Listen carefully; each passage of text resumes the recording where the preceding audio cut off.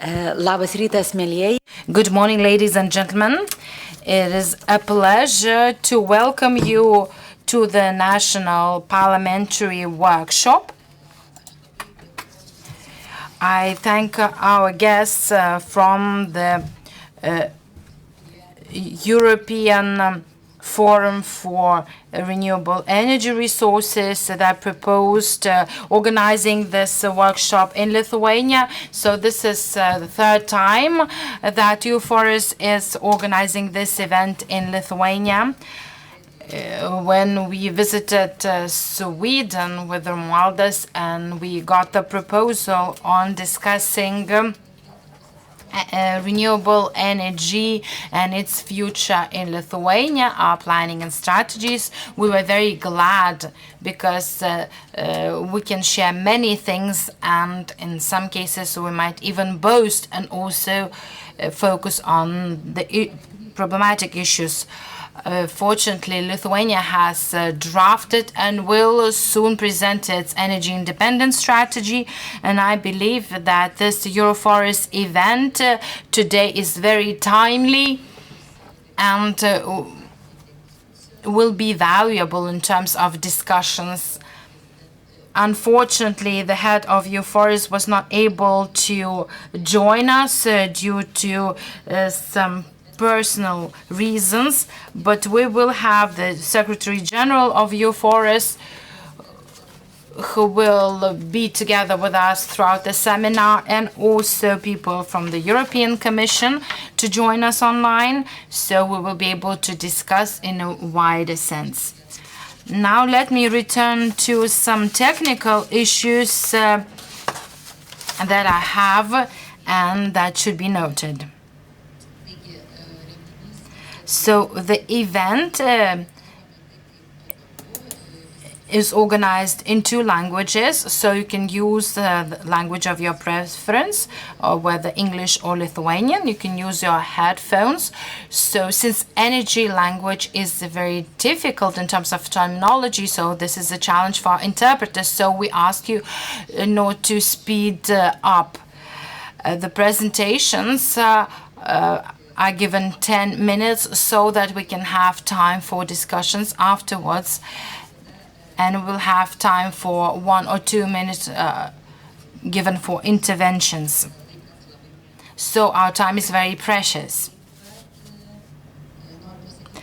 I also want to say that our event is webcast on the SEIMAS website and on YouTube channel of the SEIMAS, and the recording will be placed on the internet website.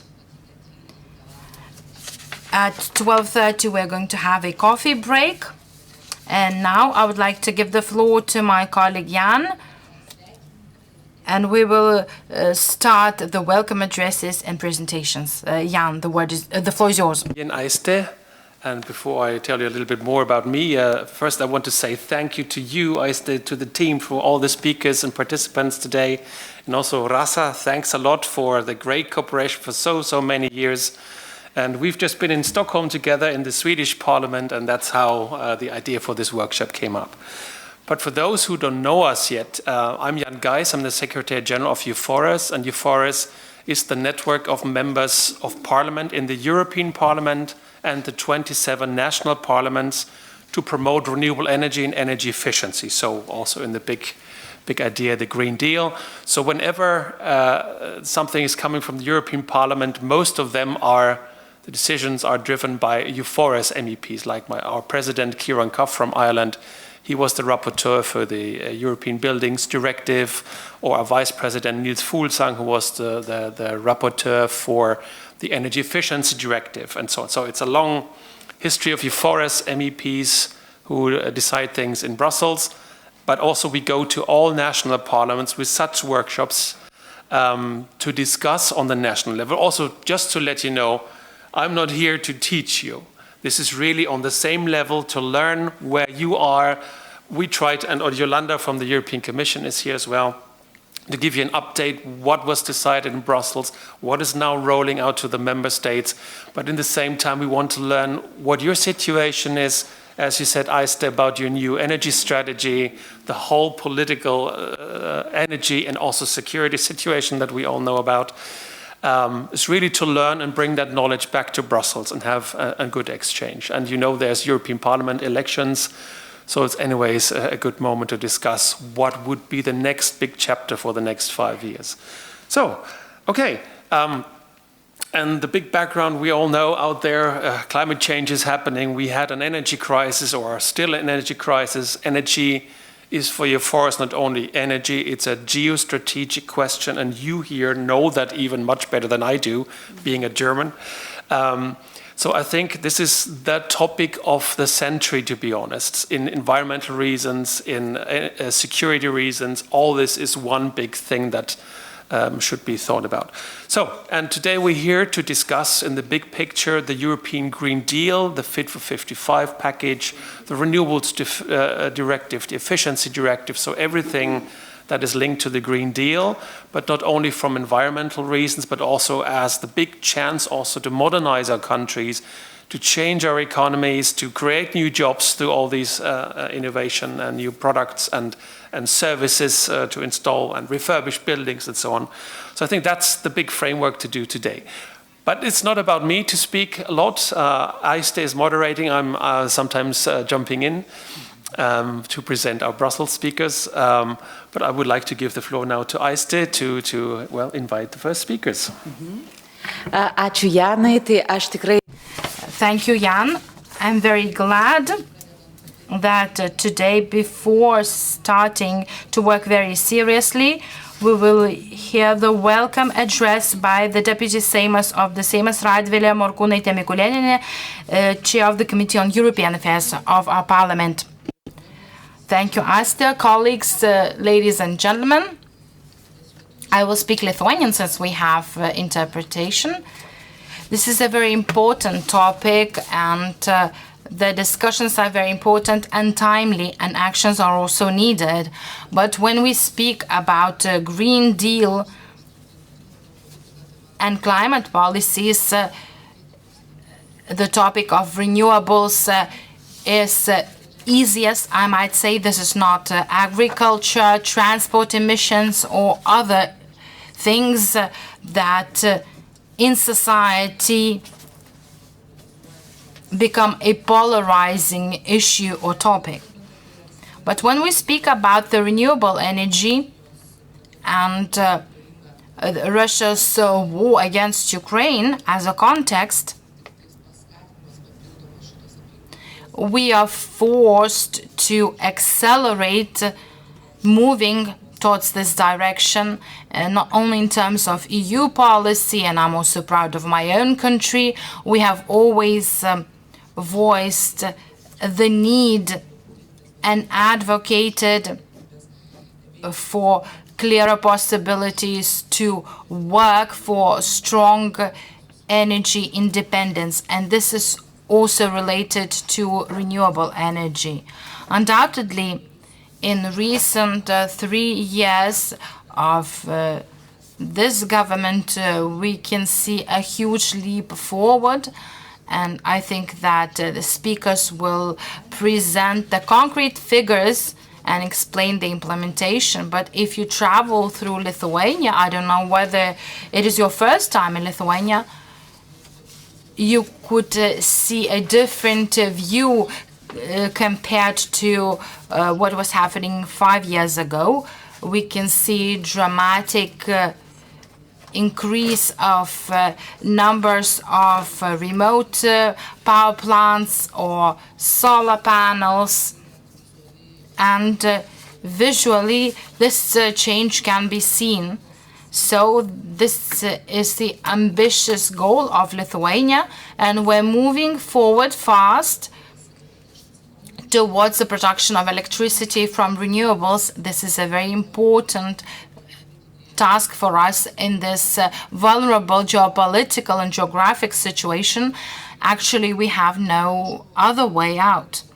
So here we see great support from the European Union.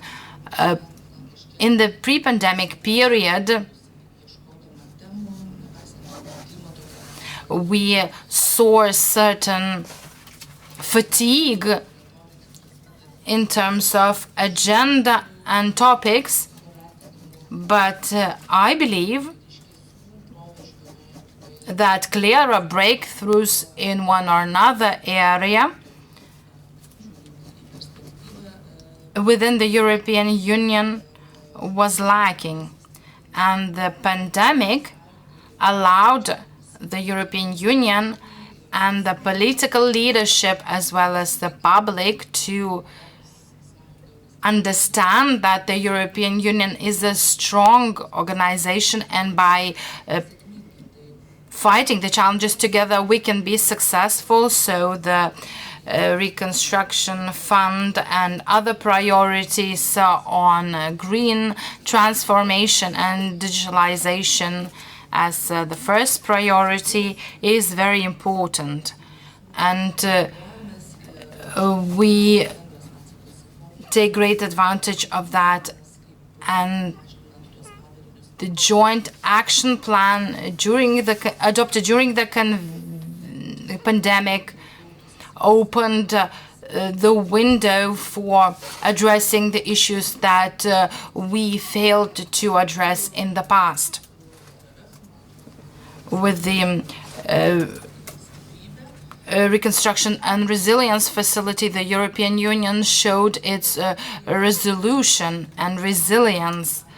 Our task is to help Ukraine win the war and to continue our contributions to withstand the challenges that we sometimes meet.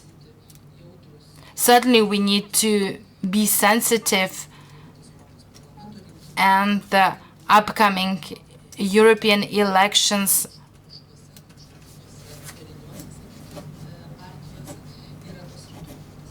we can see a different rhetoric on the political margins within the European Union, claiming that there is a war now and we should not address the issues of energy and climate change. Therefore, we have to think of important things to defend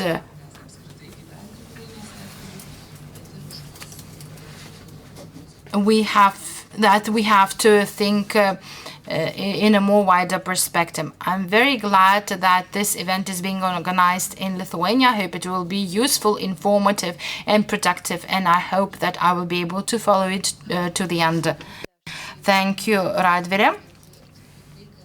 I will say that the European Parliament, together with Ursula von der Leyen, has drawn the direction of the Green Deal, opening the window of opportunity for environmental projects and renewable energy. And I'm very glad that we are successful in taking advantage of those opportunities. And due to the situation in Ukraine, the Green Deal has been changing towards the security issues. Thank you very much, Radvile. And now we start our discussions or the presentation part. And I'm very glad that the first presentation will be made by Deputy Minister of Energy, Daiva Garbaliauskaitė. She will speak on government plans and the energy transition in Lithuania, the National Energy and Climate Plan, the update of National Energy Independence Strategy.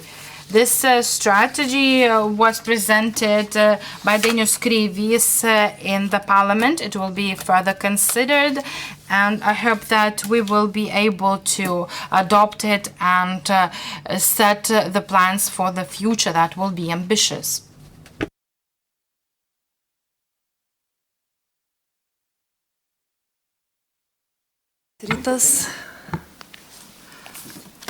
Good morning. Good morning, ladies and gentlemen, members of the Seimas, and dear guests. This event is both held in English and Lithuanian for your convenience and wider understanding. I have my slides in English, and I will present them in Lithuanian. I hope this works well for everyone. Today I will speak about the government plans related to energy transformation in Lithuania. So first of all, the National Energy Independence Strategy that sets our ambitions by 2050. The climate plan that will be presented to the European Commission sets concrete measures and financial needs by 2030 in order to ensure the necessary trajectory. This plan is very important in order to maintain the strategic direction, and it is in line with the National Energy Independence Strategy. It is important not only for the energy, but it is an important project for the entire country. We are facing a huge challenge to move to climate neutral resources, and we plan that electricity will be the main energy resource. Therefore, our energy production, generation and transmission will change. So this is a possibility to do away with the fossil fuel and become independent in the energy term and become energy exporter.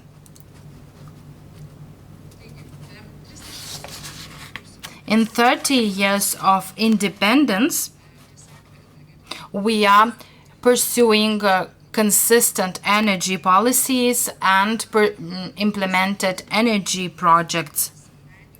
The understanding helped us to become the first EU member state to do away without the import from Russia. So we are on our path towards full independence and decarbonization of the sector. Unfortunately, we still have the challenges in our sector. We're still dependent on electricity import. About 60% of electricity need is being imported. This percentage will be further decreased, but the path towards 0% of import is difficult. The Green Deal implementation is also a challenge. We need to generate all the necessary electricity and increase its consumption. As we clearly see the challenges ahead of us, we have clear objectives by 2050. So first of all, we have to be fully independent in terms of energy. In 2030, we seek to produce all and generate all necessary electricity. All our energy infrastructure needs to be safe in all points of view, from cyber and physical threats, including balancing and transmission security. The energy needs to be climate neutral, and we need to achieve the generation capacities in order to promote the development of new industries. We also need to ensure that energy transformation would reach all consumers. We started the preparation works several years ago together with different companies. So we made studies. We seek to evaluate in detail our possible transformation, and for that we have the simulation of the LT100.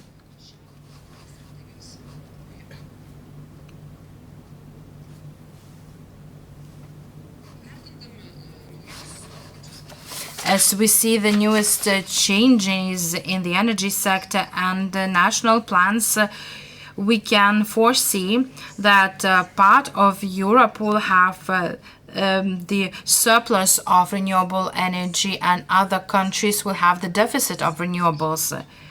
As we do away with the fossil fuel, countries of Central Europe will become energy important due to the limited potential of renewables and a large need of electricity.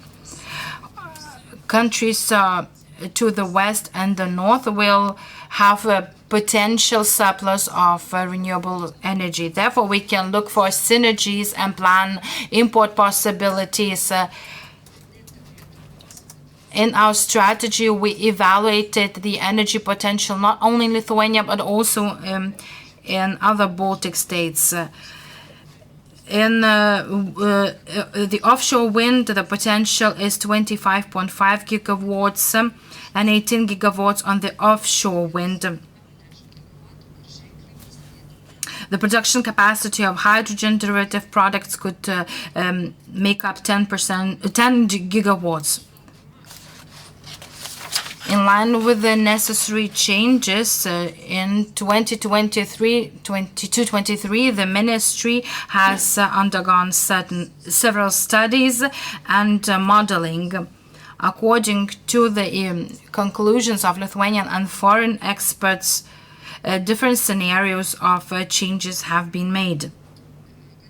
Out of the 3 long-term energy change scenarios, an integrated scenario has been prepared which matched the generation and production and consumption potentials.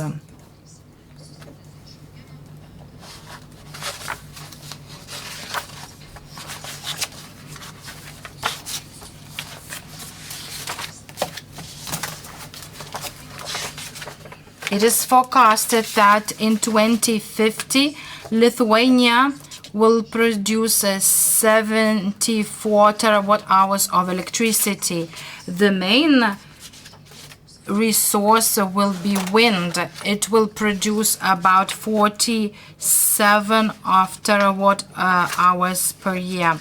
9.5 terawatt hours will be produced in solar plants and 19 terawatt hours will be produced in remote nuclear power plants. The greatest shift will be in hydrogen electrolysis that can use and consume 35 terawatt hours. A greater growth can be seen in transport and industry sectors. When speaking in detail about the year 2030, which is drawing nearer, we can see these objectives. But construct offshore and offshore wind of 5.9 gigawatt hours, 1.1 gigawatt hours of solar capacities, and 1.1 gigawatts of battery parks. We could also have the first electrolysis facilities producing 1.3 gigawatts. Electricity connection to Poland should be constructed and electricity transmission should be more flexible and use uneven electricity changes. With the implementation of these projects, we could start exporting the first hydrogen. In terms of 2050, the potential offshore and onshore wind should seek 14.5 gigawatts.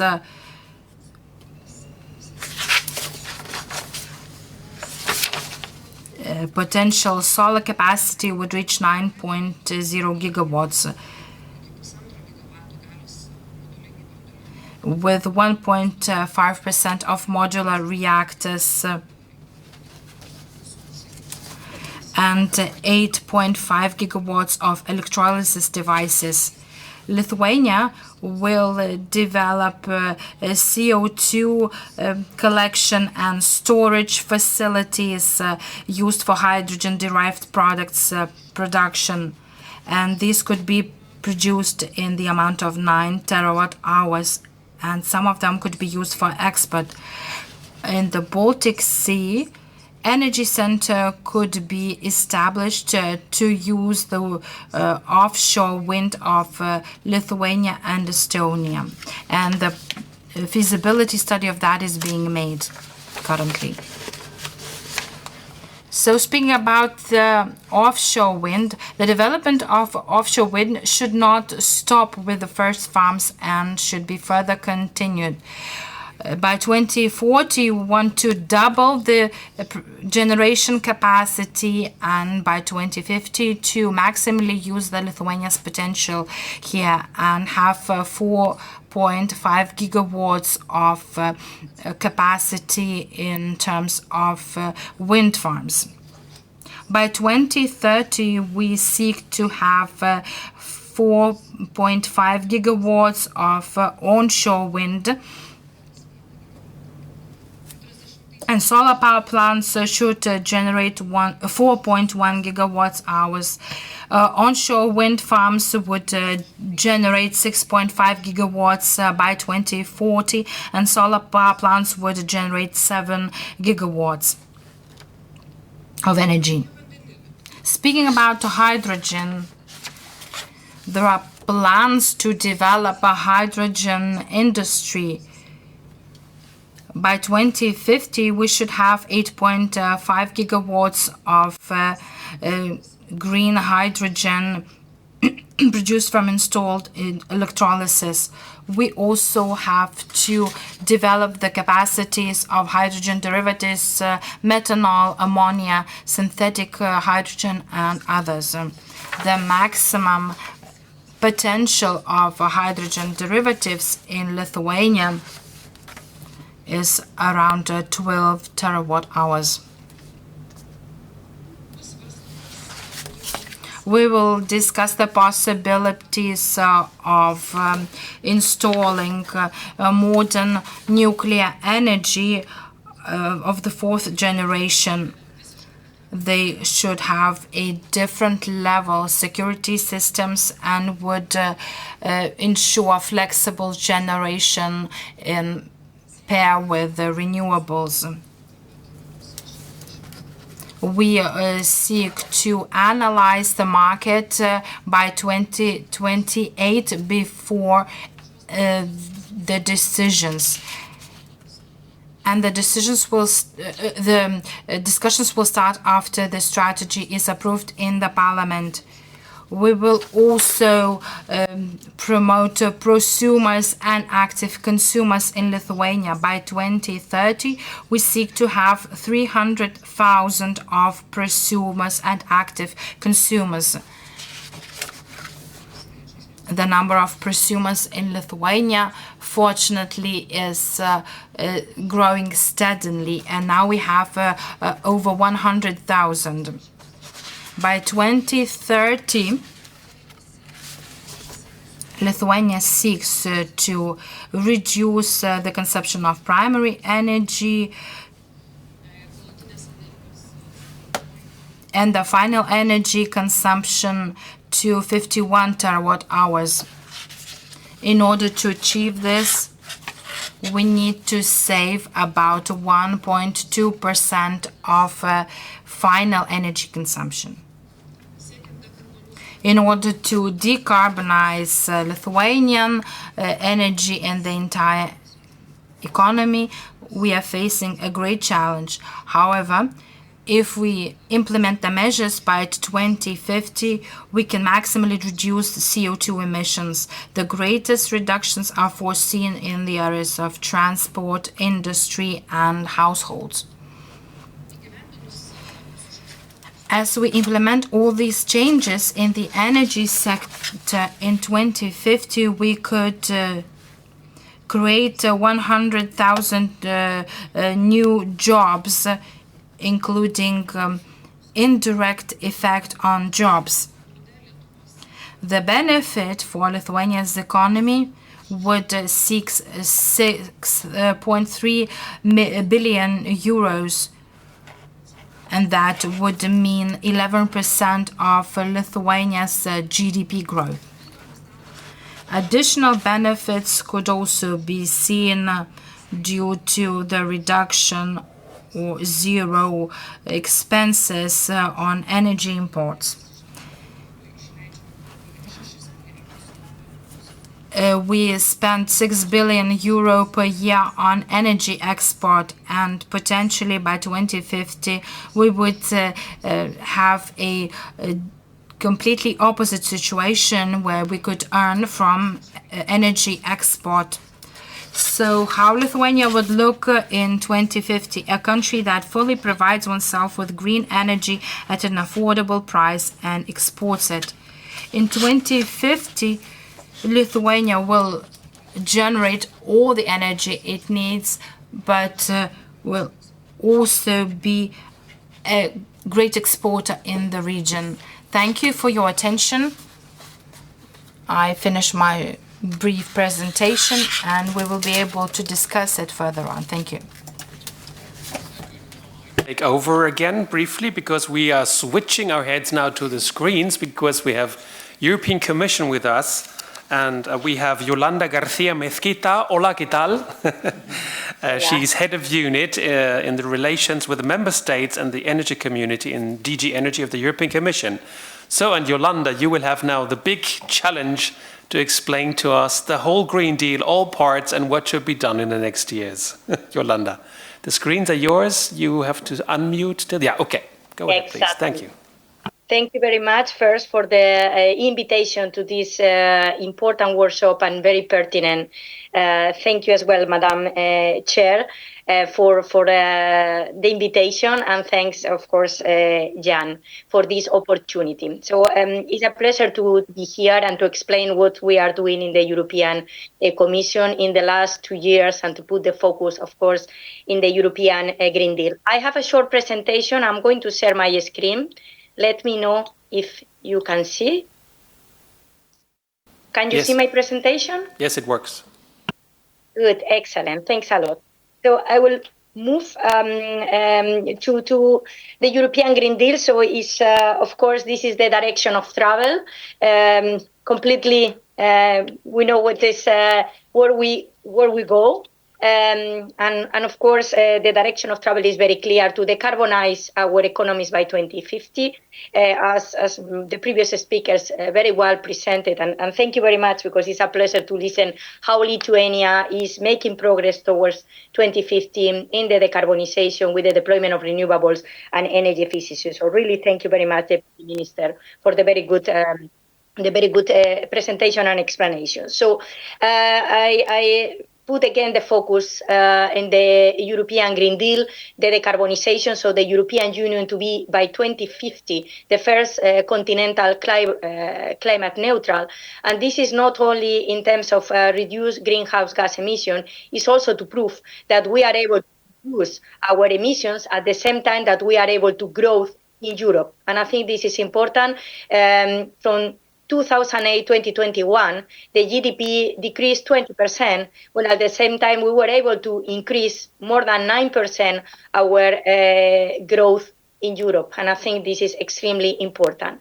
To reach 2050 is still a long time, so we need to have a targets, intermediate targets. The first intermediate target is 2030, which is basically tomorrow, where we need to reduce the greenhouse gas emissions at least 55% compared to the levels of 1990. And this is not only best wishes, this is climate law. So all the countries are committed to decarbonize at least 55% by 2050.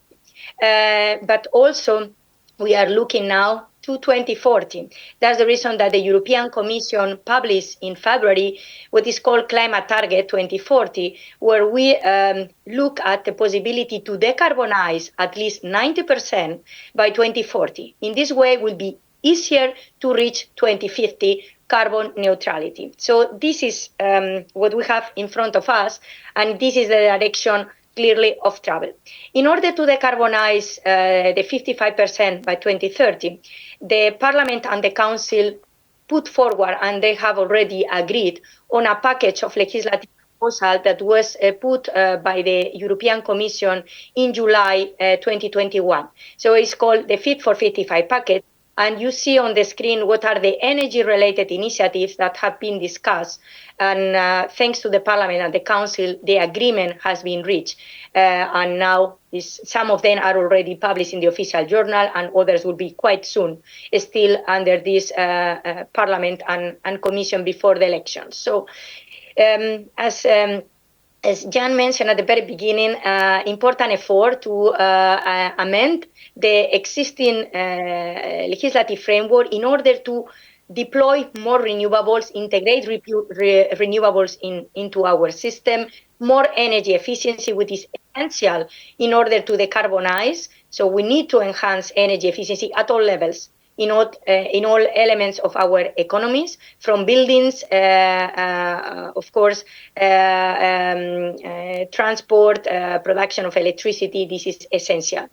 And energy performance of buildings directive is crucial as well to reach our targets by 2030. And of course, we need to look at gases in a different way. We need to decarbonize our gas system, and we need to enhance the penetration of renewable gases, as the Deputy Minister mentioned for Lithuania. We need to deploy hydrogen. We need to deploy biomethane, biogas. In this way, we'll be able to use energy, but in a different way, and of course, completely in a clean path to reach the decarbonization.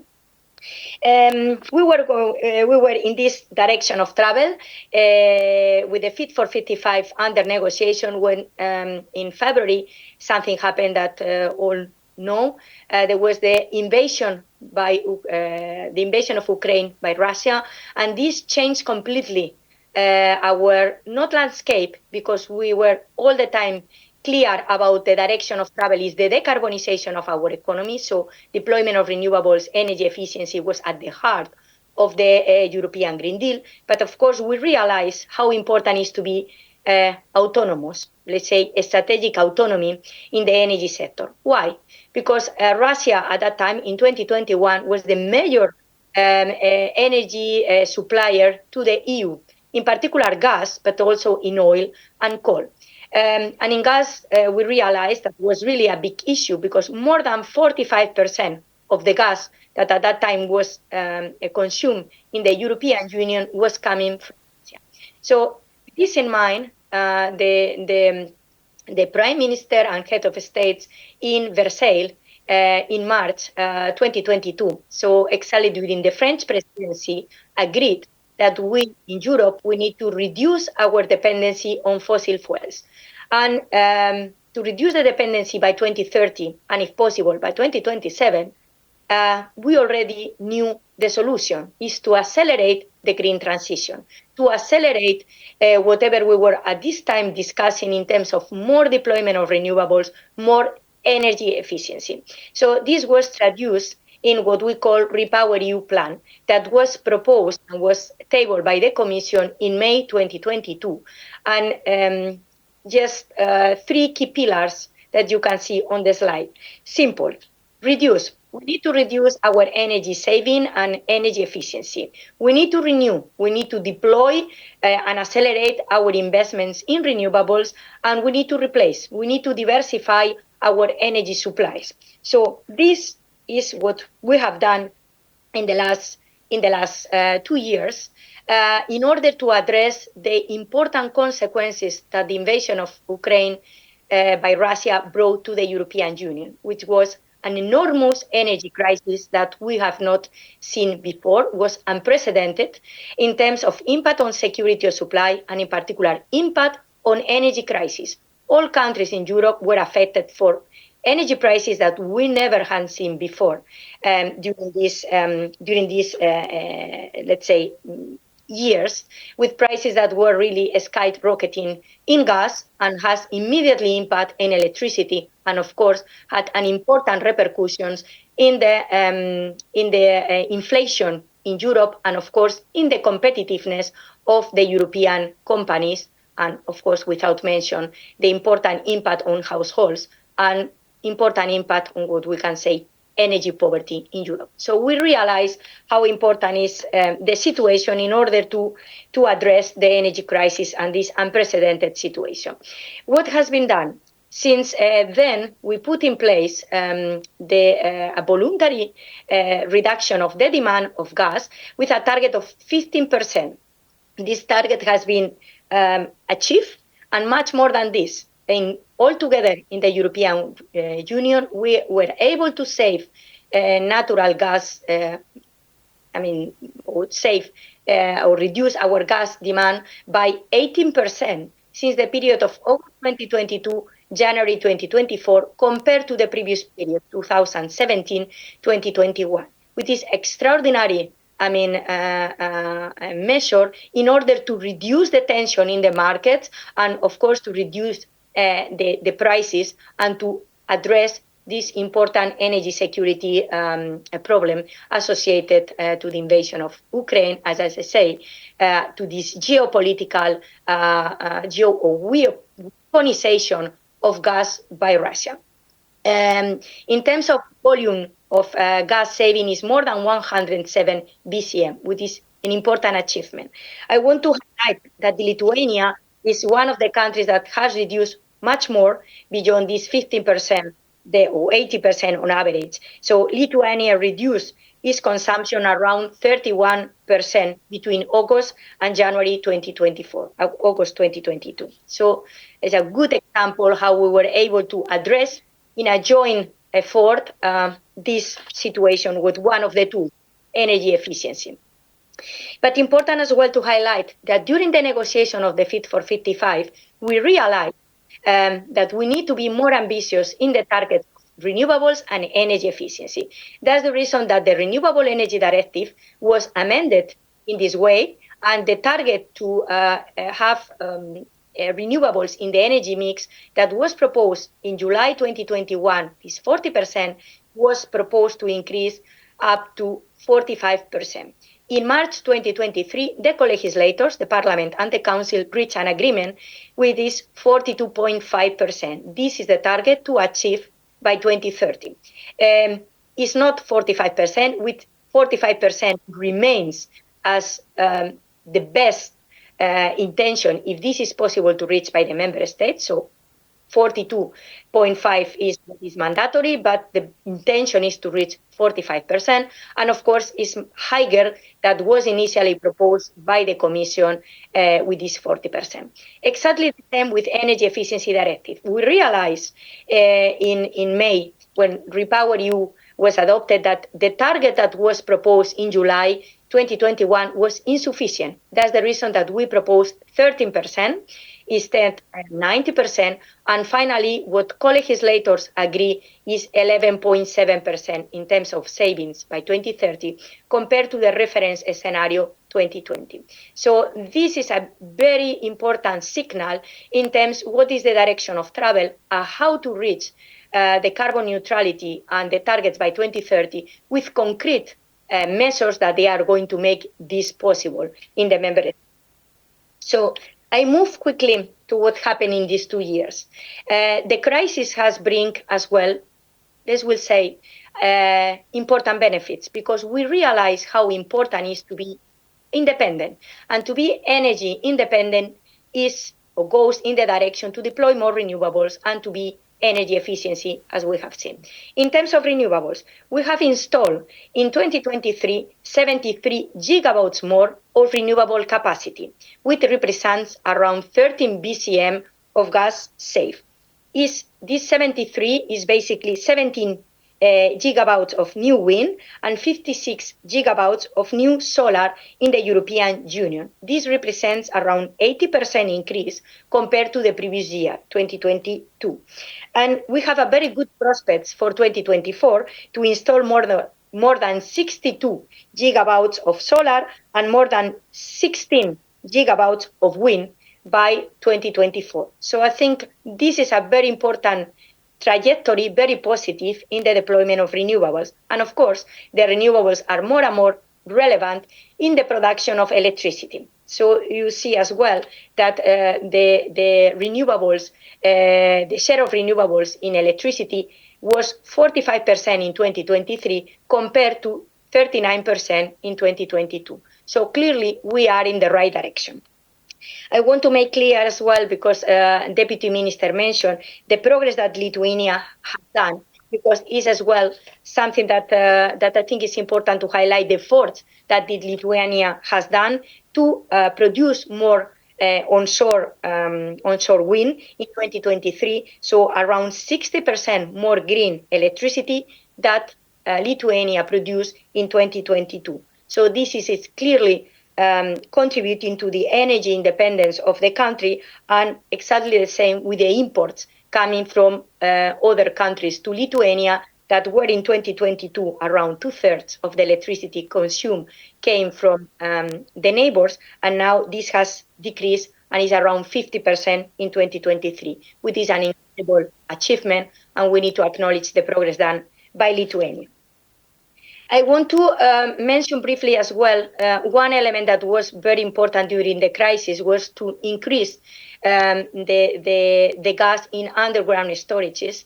And this was important because it's as well, in terms of preparations ahead of winter, to have full storages also reduce the tensions in the market. And we have seen that today this measure has been very effective. Today we have our storages in Europe around 59% full, and we are finalizing winter. We are now in the injection injection season. Means for winter 2024-2025, we are very well prepared. And this is positive in terms to really, again, reduce the tensions in the market in terms of prices and to have really increase our energy security in Europe.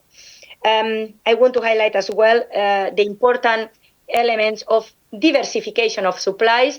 This is as well common sense, not to put all the eggs in one basket. We have done it gradually in Europe after the invasion of Ukraine. Russia was the major gas supplier in 2021, but it's not the case today. So the percentage of Russian gas suppliers in the EU was 45% in 2021. Today, the representation of Russian gas is 15% in 2023 and continues decreasing in 2024. So this is a great as well achievement that has been compensated in particular with LNG coming from different sources in the world. And Lithuania is a good example as well, because the LNG terminal, you bring gas from different sources, and you were one of the countries that decided to stop completely the imports from Russian early in April 2022. So this is a really good as well achievement in terms of increase your energy security. I want to highlight, because it happened this week, this Baltic Sea high-level energy security, which was an important conference in order to show how you can cooperate regionally and how joining forces is a way to facilitate the accelerate of the green transition. This is the direction of travel as well. To cooperate with the neighbors is essential in this great achievement or great challenge that we have in front of us, which is the decarbonization of our economies, keeping at the same time affordable prices for consumers. I want to move quickly. Aggregate EU is another instrument that was put in place in the European Union in the last months, just to put together pool demand, pool offers in a way to, again, join forces and to cooperate against this big challenge was put by we did it quite well in 2023, so we are satisfied with this instrument that has proved to be very efficient. And now we are looking forward to really produce or to aggregate hydrogen, and looking as well critical raw materials, which is another important challenge for the European Union. To produce the clean technologies of the future require certain raw materials like lithium, cobalt. So we need to avoid a high dependency on third countries based on the lesson learned on Russia, on gas and fossil fuels in general. So I'm going to move quickly. We put in place in the European Union the Recovery and Resilience Facility in order to address the crisis of COVID, but with a clear commitment to use this instrument in order to facilitate the green transition, to accelerate the green transition in Europe. In total, more than 700 billions were available to the member states, half of it in grants, so non-repayable funds, in order to accelerate the transition, because at least 37% should go to investments and reforms that they are going to accelerate our transition, either via deployment of renewables, either energy efficiency measures. You have, as in the pipe, what is the situation? More than 275 billion will go to support the green transition in Europe. And 50% of these green investments will go to support energy efficiency, renewable, and networks. Without networks, we are not able to integrate the renewables into the system. So this is an important component to consider as well. You have an illustration of the money in the different measures, just to highlight energy efficiency measures, in particular building renovation in public and private buildings, are going to allocate, or will go, the money, more than 100 billion in energy efficiency and around 60 billion on renewable energy and networks. So the countries are going to implement recovery and resilience plans, but this is in an aggregate way the money that is going to facilitate the green transition towards the green transition in our countries. Lithuanian Recovery and Resilience Plan. Lithuania is going to receive in the RRP and in the REPowerEU chapter more than almost 4 billion in reforms and investments, and 37% will go to support climate objectives. So this is a good example to highlight, with key measures that they are going to facilitate the construction of onshore renewables plants, and the Deputy Minister mentioned solar, but also renovation of multi-apartment buildings, but also to help to prepare a study to facilitate as well and the energy system to the energy transition in Lithuania. So this is a concrete example how EU money can stimulate investments and reforms towards the key areas that we are discussing today. Of course, this is insufficient for the magnitude of the challenge, but at least is given a direction of travel and gives certainty about what are the measures that we need in Europe. I'm going to finalize what are the perspectives in the EU energy policy. So for 2024 and beyond, of course, European industrial competitiveness is a key element in Europe. So and important as well to implement all the legislation that has been adopted in 2023. So what has been adopted by the Parliament and by the Council, now it needs to be implemented, the Fit for 55 package. So this is an effort that all we need to do in this year 2024. The Deputy Minister also mentioned the National Energy and Climate Plans. Now we are in the phase to finalize the plans after the draft were submitted in June 2023. This is an important strategic to indicate how the countries are going to put policies and measures in order to achieve the 2030 targets in greenhouse gas emissions, in renewable targets, energy efficiency targets. So we need to be credible, consistent with the measures that we put in the different sectors of our economy, in buildings, in electricity, in decarbonization on transport, how to integrate the electricity, the renewable electricity into the grids, how we are going to decarbonize our buildings. It should be clearly explained in the National Energy and Climate Plans, because this is crucial in order to achieve the targets by 2030 and to prepare the ground by 2040. The Commission published in the last months of 2023 two important action plans. One in EU wind power, precisely as the Deputy Minister mentioned in Lithuania, to promote, to deploy the capacity that Europe has in wind, an EU action plan for grids in order to facilitate as well, stimulate private investments needed in order to deploy the grids. Without grids, we are not able to integrate the renewables that we are producing locally regionally, and of course the interconnections with cross-border interconnection are crucial. So we need to keep in mind that an integrated vision is needed in order to deploy and in order to address the challenge. I want to finalize only with these slides to put the focus in industrial plan of the Green Deal. So the future is now present is to deploy clean technologies. What we call Net Zero Industry Act and the Critical Raw Materials Act are crucial in order to deploy the technologies that we need for the future. And this is important because we need to develop industrial in Europe, our industrial capacity in terms of knowledge, in terms of skill, in terms of growth and employment should remain in Europe. So we need to reinforce our strategic autonomy thanks to the industrial competitiveness. So I think this is an important element to highlight. Innovation is crucial, but also skills. We need to really prepare the future generation with skills that they are completely fit with the needs of the clean technologies that we need for the future. So technology and capacity, skills capacity is crucial in order to ensure or in order to achieve the targets that we have in front of us. Yolanda, could you wrap up in a minute? This is exactly the last slide. Just to recall the national energy and climate plans, the Commission has prepared an assessment based on the draft received in June last year, and the assessment was produced in December 2023. We identify a gap in terms of emission in renewables and energy efficiency and greenhouse gas emissions. So now, for the final plans to be submitted in June 2024, we are asking the countries to be more ambitious in terms of renewables and energy efficiency.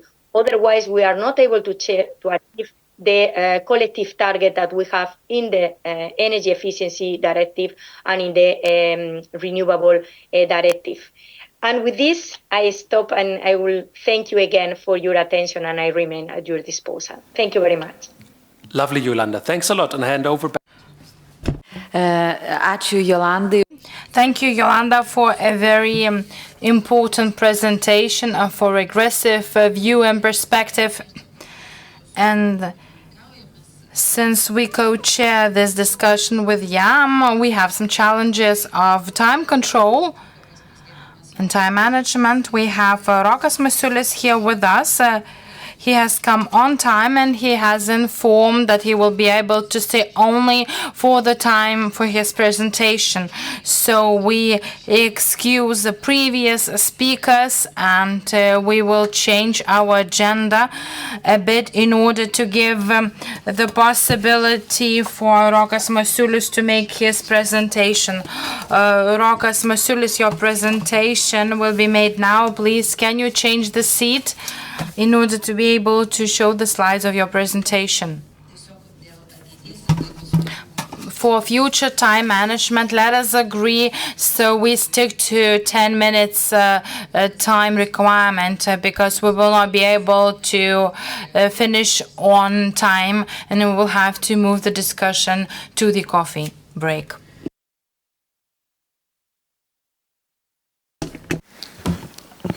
Ačiū Jums labai. Thank you very much. I'm ready to speak both languages. What is the most convenient way for you? Should I speak Lithuanian or English?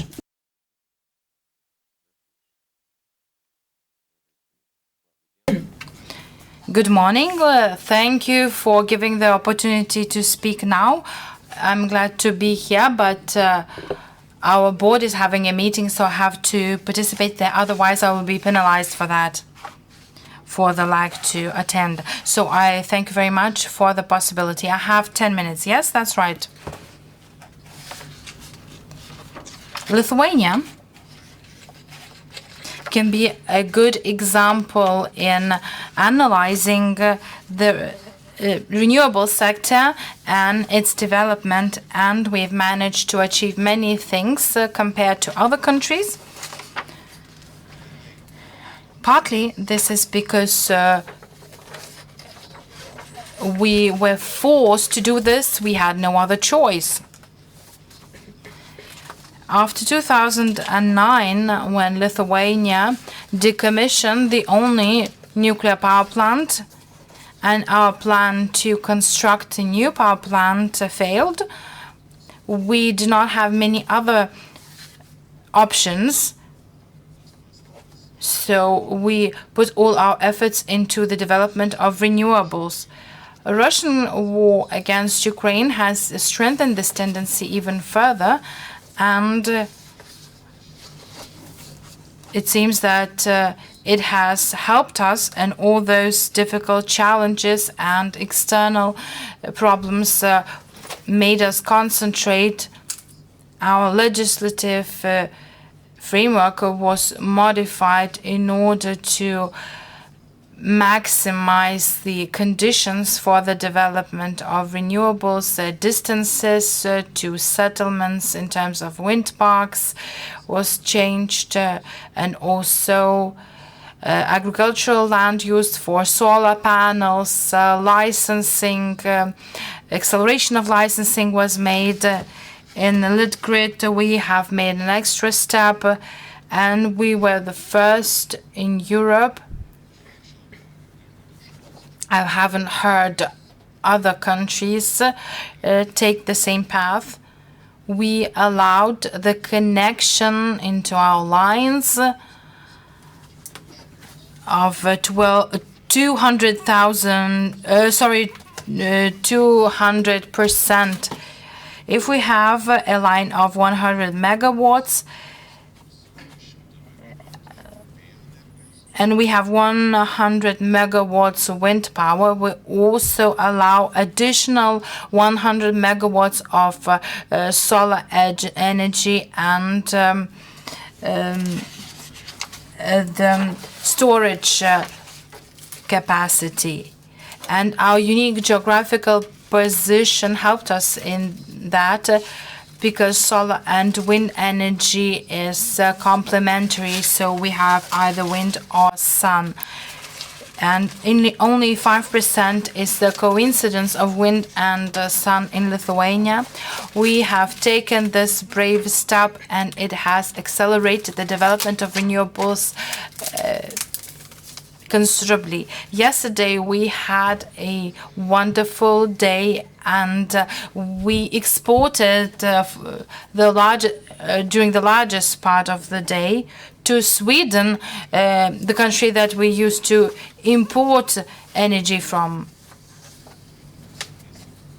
I think that we should soon become exporter rather than importer.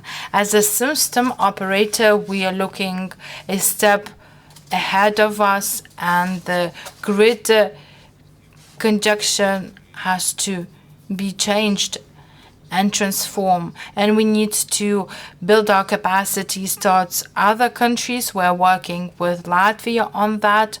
We have our plans on increasing the transfer to Latvia, and we're also planning to work with Poland, and in the long term, we also plan the cable connection to Germany. So these plans have already been made, and we are discussing with Latvia, Germany, and Poland, because we see that we need to see and prepare the plans for energy export, so that our producers are competitive. In terms of the figures,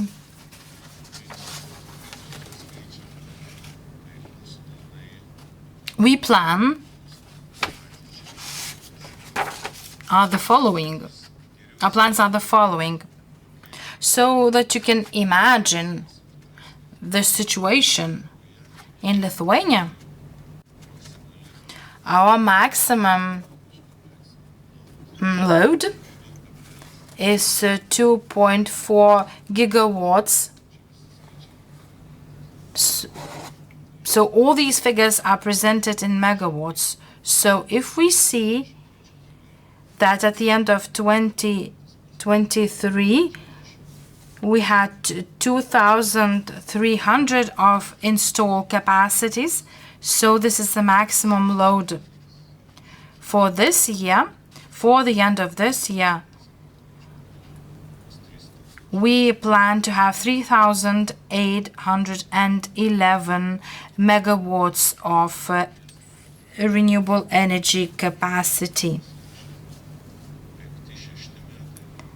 2025, 2026 will be the years of the breakthrough for our renewables.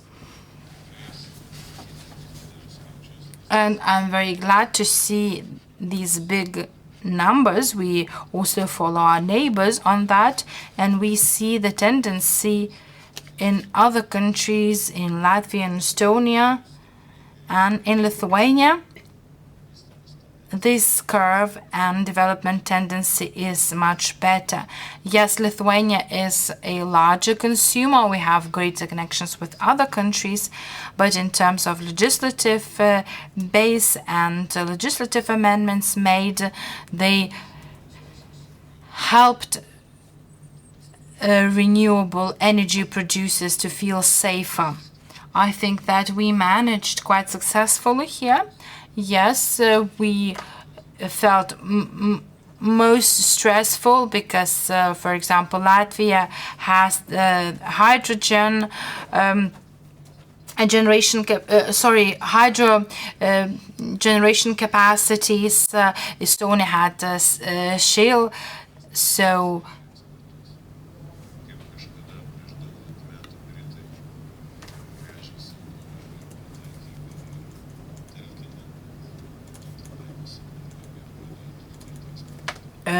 British made their oil explorations in Saudi Arabia, so we plan to be Saudi Arabia in terms of electricity. And luckily, we will be able to strengthen our position and become the exporting rather than importing country. I will give you some statistics how it is distributed among sun, solar and wind energy. Well, this is mostly 50 to 50% distribution because Lithuania is a very favorable country in terms of solar and wind energy. We had 13,000 megawatts previously, and we can see this distribution of wind and solar energy. The lower level is the lit grid development, and the upper part is the solar panels on the roofs of houses. So we can see the unprecedented part of input in our energy security. So all the programs give benefit and strengthen our system. If we look at the wind power is a high voltage grid. This is a lit grid, including the offshore 700 megawatts wind farm. And this number is on the increase into the future.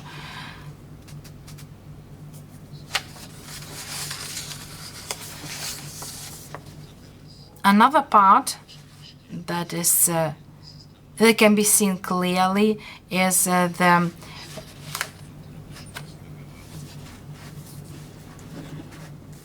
conservation capacity reservations.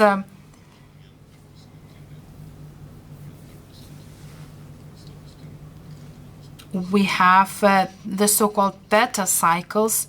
In the fourth beta cycle, we have seen a wish to construct 1,200 of reservation facilities. Some other cycles are ahead of us. Renewables are not very stable, therefore we have to ensure storage capacities here.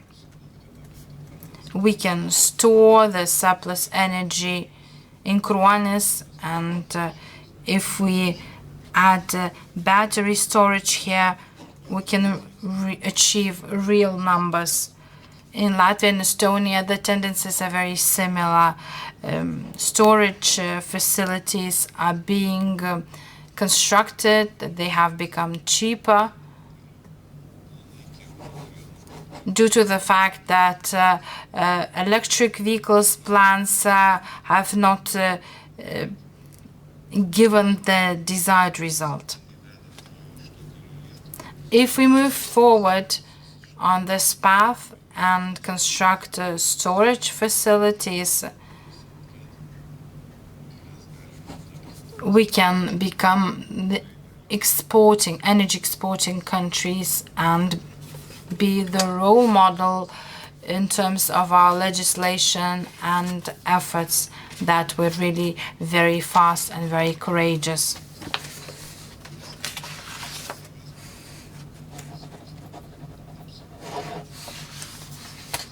Solar energy production has been revived, though there were some talks that it is not beneficial.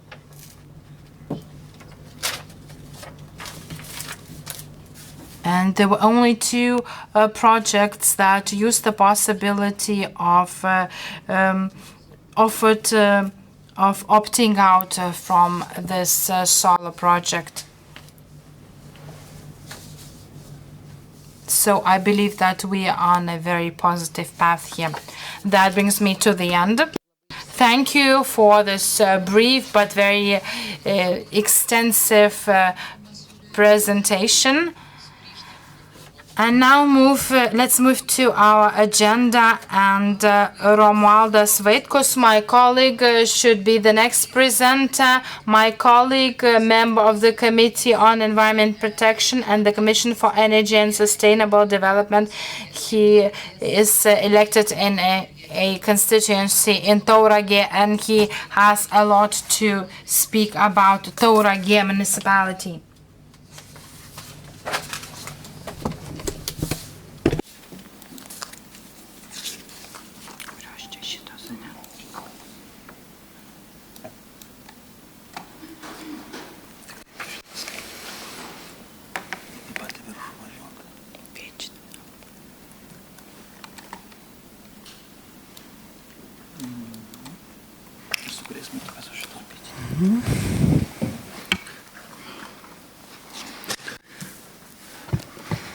Labadiena konferencijos dalyviai.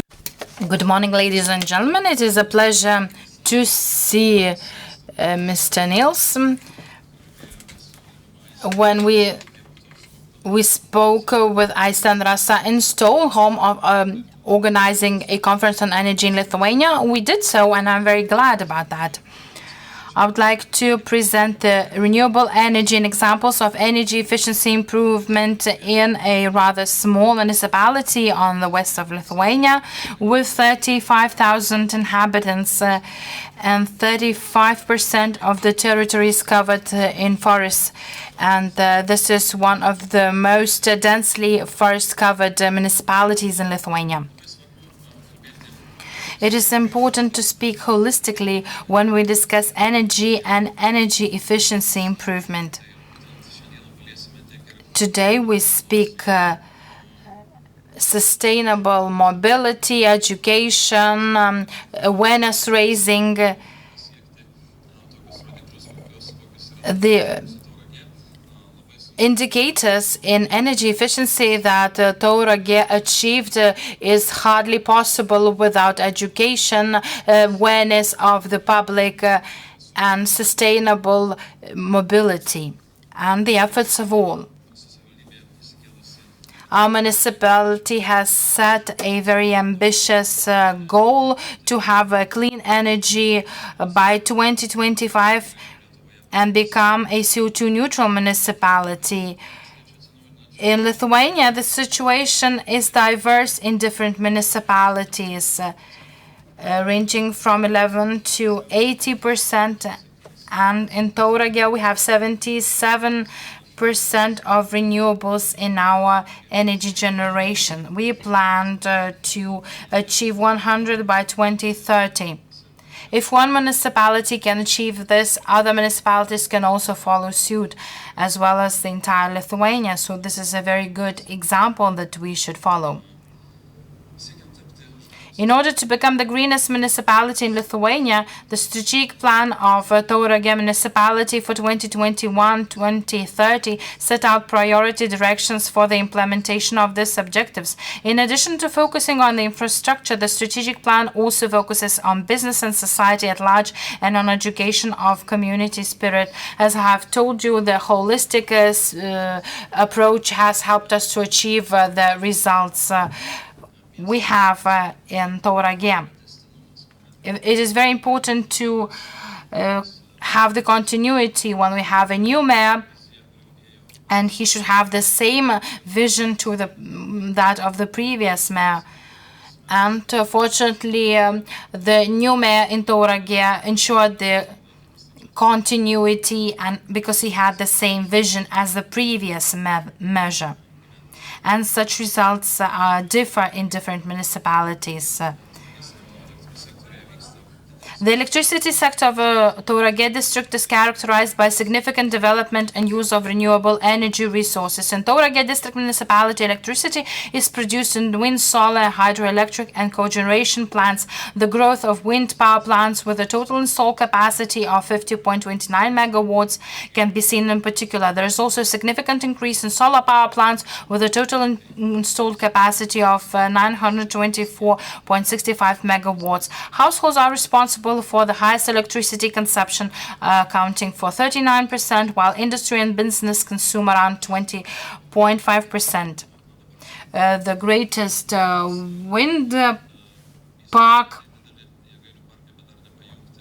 We will have other great wind farms. Our wind parks is also being developed, and the number of wind plants is increasing. Roofs of different public institutions have solar panels, and part of electricity is purchased from remote solar parks. And we also have a 1.1 megawatt solar power plant within the Tauragė town. The district of Tauragė currently produces heat in 5 heating units. The total installed capacity is 86.45 megawatts. It provides heat for 16.42% of the total area of Tauragė district municipality. The main total energy consumption is 1,260 tons. The population that are given assistance for heating boilers receive additional 10% to the national assistance, and this is also a very beautiful contribution, and the population are very happy to use it. We also have changes of town lighting and smart lighting solutions were chosen, and we saved energy in this area too. Projects for electric vehicle charging stations, including fast and medium charging stations, have been implemented in the Tauragė district in order to promote the use of electric vehicles and reduce the consumption of petroleum products in the transport sector. By 2030, the total installed capacity of electric vehicles is planned to be about 4.1 megawatts.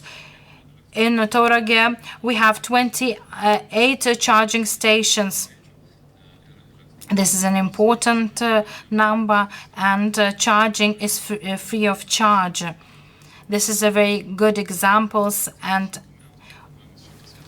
we plan to have 144 access points for charging electric vehicles in Tauragė. We have good engineers in Tauragė that maintain and repair electric vehicles, and there are many residents who use electric vehicles. We also have smart storages for bicycles, and they can be used by mobile phone applications. And we also renew bicycle paths. By 2030, we plan to have 40 kilometers of bicycle paths. I want also to show the change in the cycling infrastructure. In the city, the total length of bicycle paths has grown from 4 to 19 kilometers. Positive changes have also been made in rural areas where the length of bicycle paths has increased from 3 to 11 kilometers. In addition to building infrastructure, Tauragė also focuses on education and awareness raising. We have to motivate the population in terms of the Green Deal. We have people who are very skeptic about that and do not believe in the Green Deal path.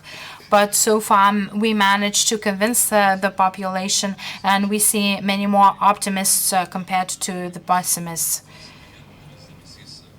In addition to that, we focus on STEAM activities. We have a center with a laboratory for renewable energy, and we have energy education curriculum in schools for students in 7 to 11 grades.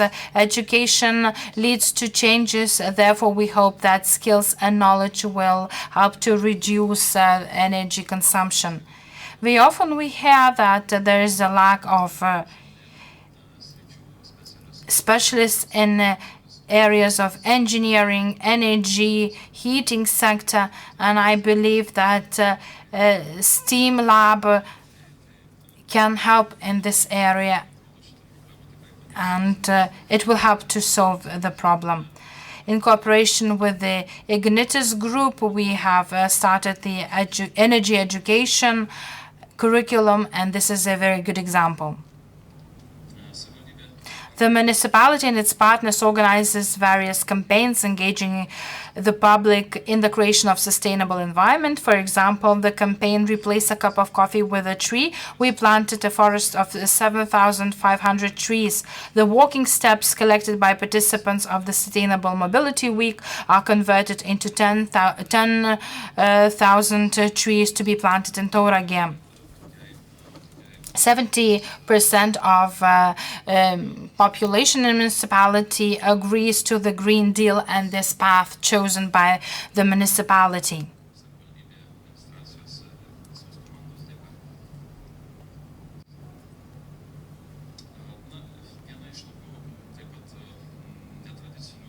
One of non-traditional projects was the guided tours.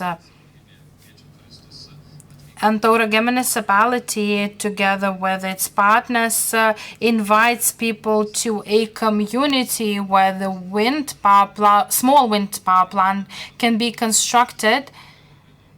And I actually saw this example and I liked it very much. So this is a type of education that attracts travelers in the tourism sector. We also have the Energy Advice Center in Tauragė. So this is one of the first, and I believe that many more advisory centers have been opened in Lithuania. And residents use this center when wishing to transition in their energy. Vilnius and Tauragė among 100 European cities that will implement an experimental innovation program under the prestigious EU mission 100 climate neutral and smart cities and become climate neutral settlements by 2030.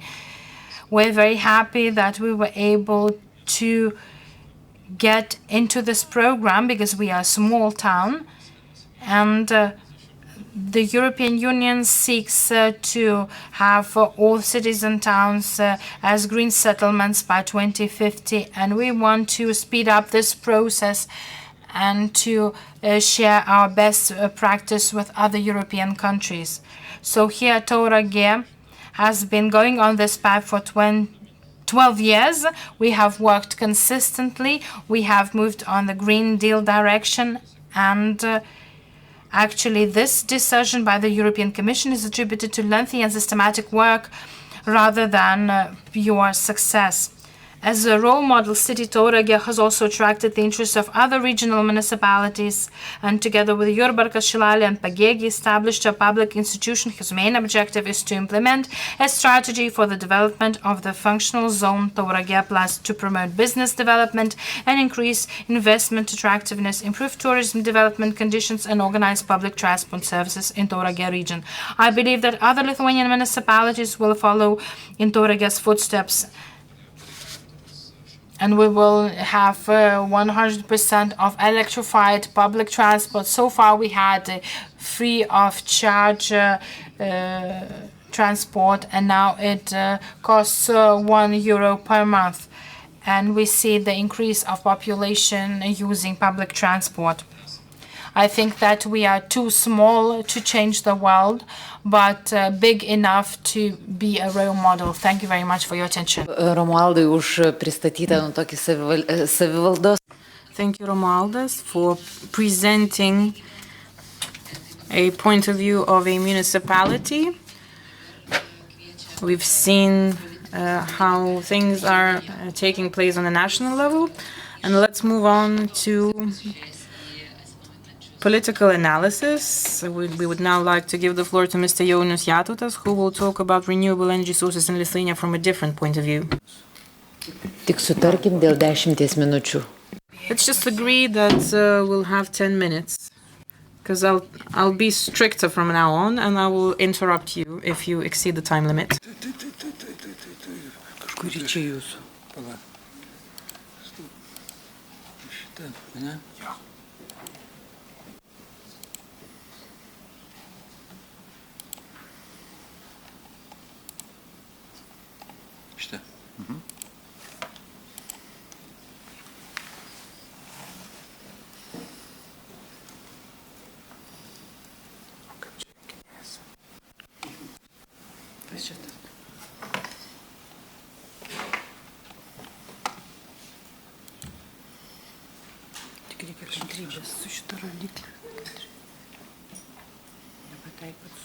Kad jos nėra, matot. Arba čia, arba čia. Labą dieną visiems. Good morning, ladies and gentlemen. Today I will tell you about the renewable energy sources in Lithuania. Unfortunately, due to the time limit, I'll be forced to narrow down my presentation to renewables in the heating sector. I will also add to what Mr. Masiulis has also said, and I believe that those that will follow me will be able to supplement me as well. When it comes to the renewables in the heating sector, in 2024, in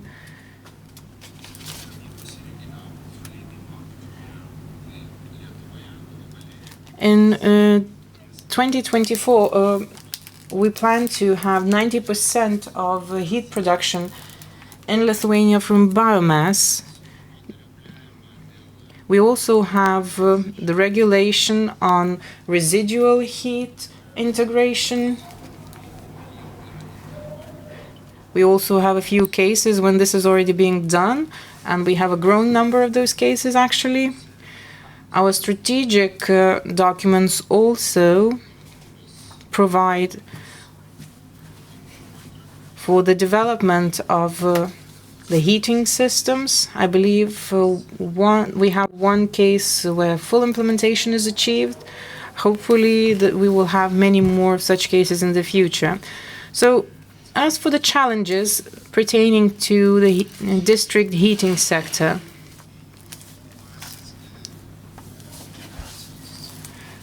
first of all, those are related to the small biomass generators. We have many generators of heat, small generators of heat that have about 15 years of experience. I believe other experts might correct me. But this is where one of the challenges emerges. We have to be able to motivate them to renovate their capabilities. In the face of the energy crisis, they've played a vital role.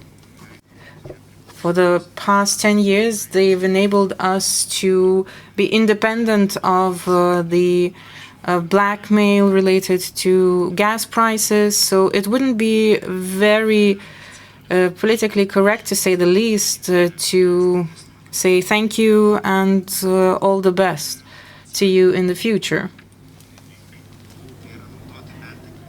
We also have to use excess electricity for balancing services.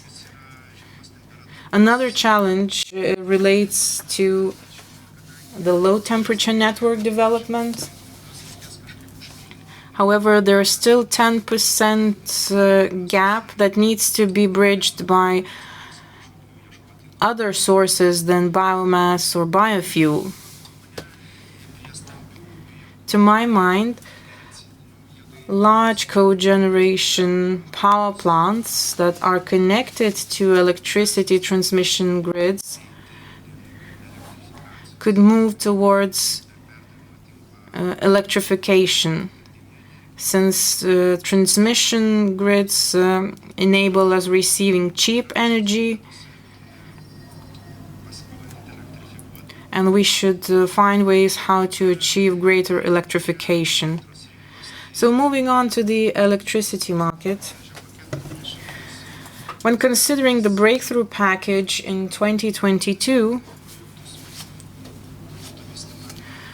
and when adopting solutions facilitating the implementation of the package mentioned by Mr. Masiulis as well, due to the high prices on the market, we managed to ensure power reservations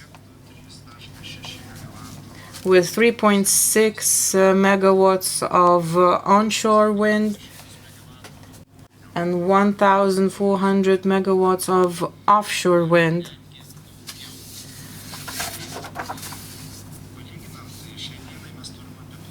To compare, at the moment we have 1.5 megawatts of solar and 1.5 megawatts of wind power plants, and 1.2 megawatts produced by prosumers. Yesterday, for instance, as has been mentioned, we became the exporters of energy.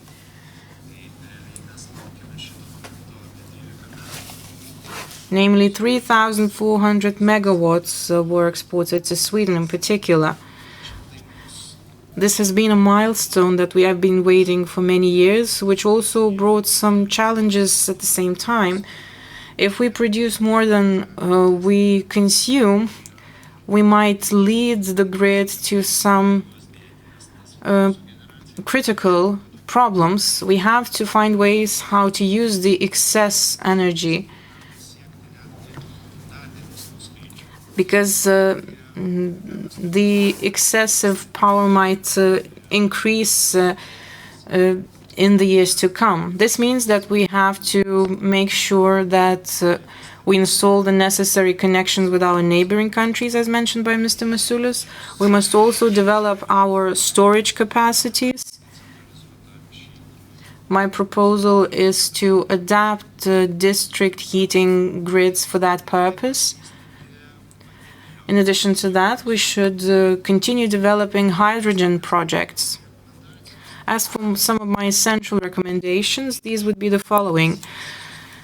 Those challenges are mainly connected to the strategic projects pertaining to the establishment of interconnections and hydrogen projects.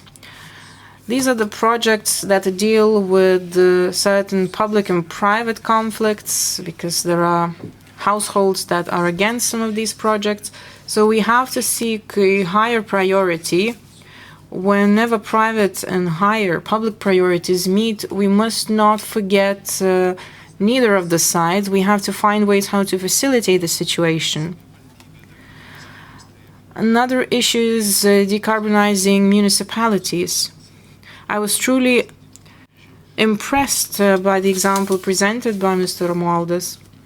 We have many examples, though, municipal examples. Not all of the municipalities are performing excellently in this respect. But I believe that we tend to forget the assistance of NGOs that can play a major role. They can be generators of ideas on better regulation. They can also join in the implementation phase. Unfortunately, at the moment, NGOs do not have a continued support mechanism available. Well, for instance, last year, there was one call to participate in a tender for NGOs that could engage in advocacy activities. I believe we should revive these kinds of projects because when implementing the ambitions of the Great Green Deal, I believe NGOs should be welcomed on board because these organizations are not those that have the associations behind them. So this is not about the ideas alone. NGOs could help us in implementing our ideas as well. So I guess that would be briefly it from my side. If you have any questions, yes, let's agree that questions will be during the coffee break because we are lagging behind. And thank you very much for the time management on your part, and let us move on. We now have another presentation on the barriers and opportunities for solar in Lithuania by Mr. Andrius Karazinas, President of the Lithuanian Solar Energy Association. So please, the floor is yours.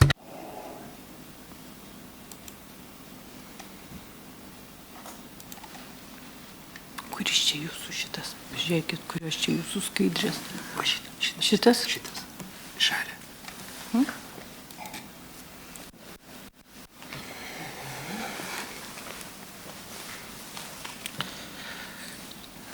Labadiena, gerbimi valdžios atstovai, svečiai. Good morning, ladies and gentlemen, colleagues, friends. I'm happy to have this opportunity to present to you the position of the Lithuanian Solar Energy Association regarding the barriers and opportunities for solar energy in Lithuania. We have about 100 members in our association, ranging from small prosumers to large developers installing solar panels on the rooftops on people's households. When it comes to the road of the solar energy in Lithuania, it was a bumpy one. Everything started back in 2013, 2012, when we managed to ensure about 70 megawatts installed capacity of solar energy. And we peaked at that time. If we compare ourselves with the rest of Europe, unfortunately, we couldn't catch up with the momentum. Thankfully, in 2017, a model for prosumers was introduced and implemented, which changed the situation, enabling us to appreciate the fact that last year Lithuania has finally joined the club of 1 megawatt installed capacity club. So we were really happy about that. However, when it comes to further developments,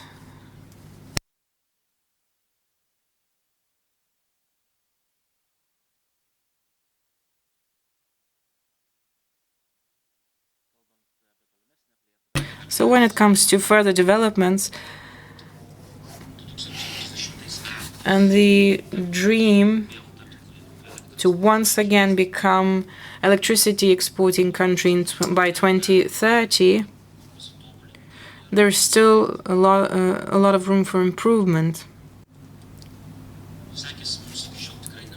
So far, we have been doing fairly well, or at least we could do better. Well, at least that's the opinion of our community. The breakthrough package that was introduced in 2022 has definitely introduced some positive changes, reducing the red tape involved in the development of solar power plants in Lithuania. Unfortunately, there were also some hiccups. One of the drawbacks was eliminated following the delivery of the ruling of the Constitutional Court. However, there are still many things that need improvement. Well, for instance, one of them could be reconsideration of quotas, because there are some groups that are able to develop faster, some of them develop slower, and the grids do not develop as fast as they could. So, in other words, we could allow the developers to develop the grid without restrictions, or at least with reduced restrictions, allowing them to become both consumers and prosumers. Perhaps we could also review the law on the renewable energy sources pertaining to the regulation of commercial relations, because there are other pieces of legislation that regulate those issues.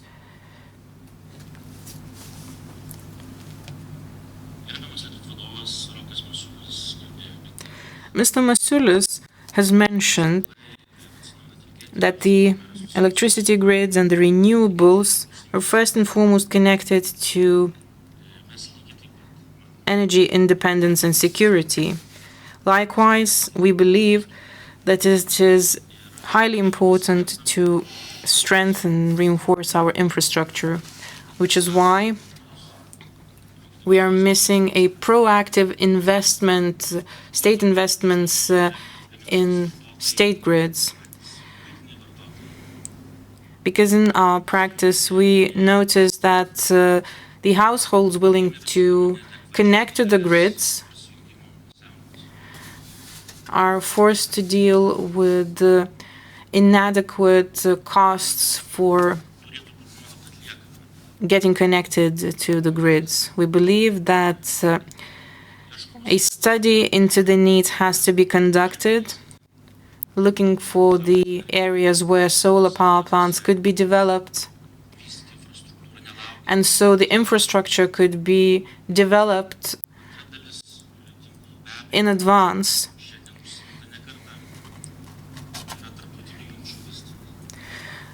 The development of international grid connections is another issue.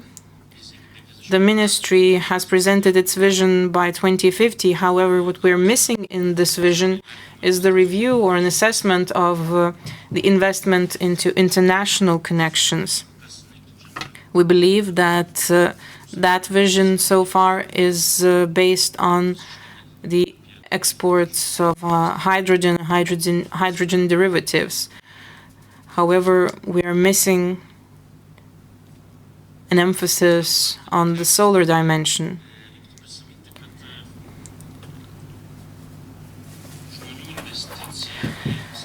Moreover, we must not forget that people's investment in solar power plants is just a small fraction into the end goal, and to some people there's still lack of clarity onto the net metering model. How will it be used? And whenever there's room for uncertainty, many people opt for those models that have less risks.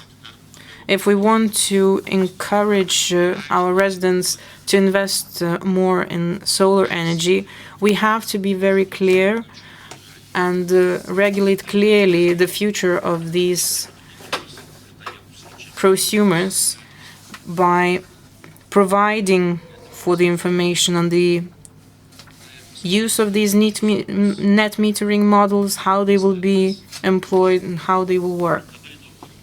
And last but not least, I have to say that we have many support measures available, ranging from support for residents to support for communities and businesses. But what is missing is the effectiveness of these instruments. Quite a few of them were not used to their full extent, and some of those support instruments were used fully by just a fraction of consumers. And let us not forget that there are also farmers and other groups that are under the jurisdiction of some other ministries. So perhaps we could consider the idea of having a roadmap for financing so that it meets the needs, the actual needs of the market, so that we finance those that do want to invest. Because only that way can we ensure a speedier investment into development of the market. So thank you for your attention. Thank you very much. So thank you for your time management and for focusing on some of the key issues that I've actually noted down, and we'll be able to discuss that during the coffee break, as I've mentioned.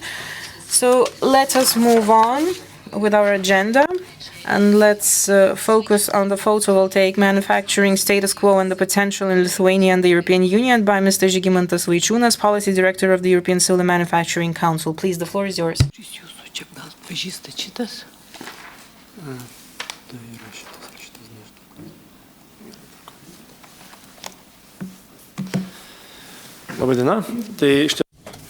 Hello. I will not be speaking as a developer, but the status quo of the solar modules and the vision of the European Union to have a certain production in Lithuania is a mere dream, or it has some realistic basis. As representatives of the European Commission mentioned, industrial competitiveness is just one of the goals. So solar or wind technologies should be produced within the European Union. Speaking of the main things, I don't have much time. I have 5 myths to bust in terms of solar energy. The first myth is that PV module production of EU is meaningless.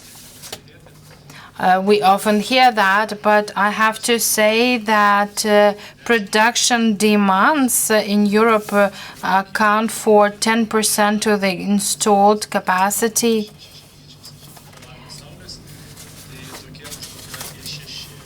There are about 6 gigawatts of production capacities.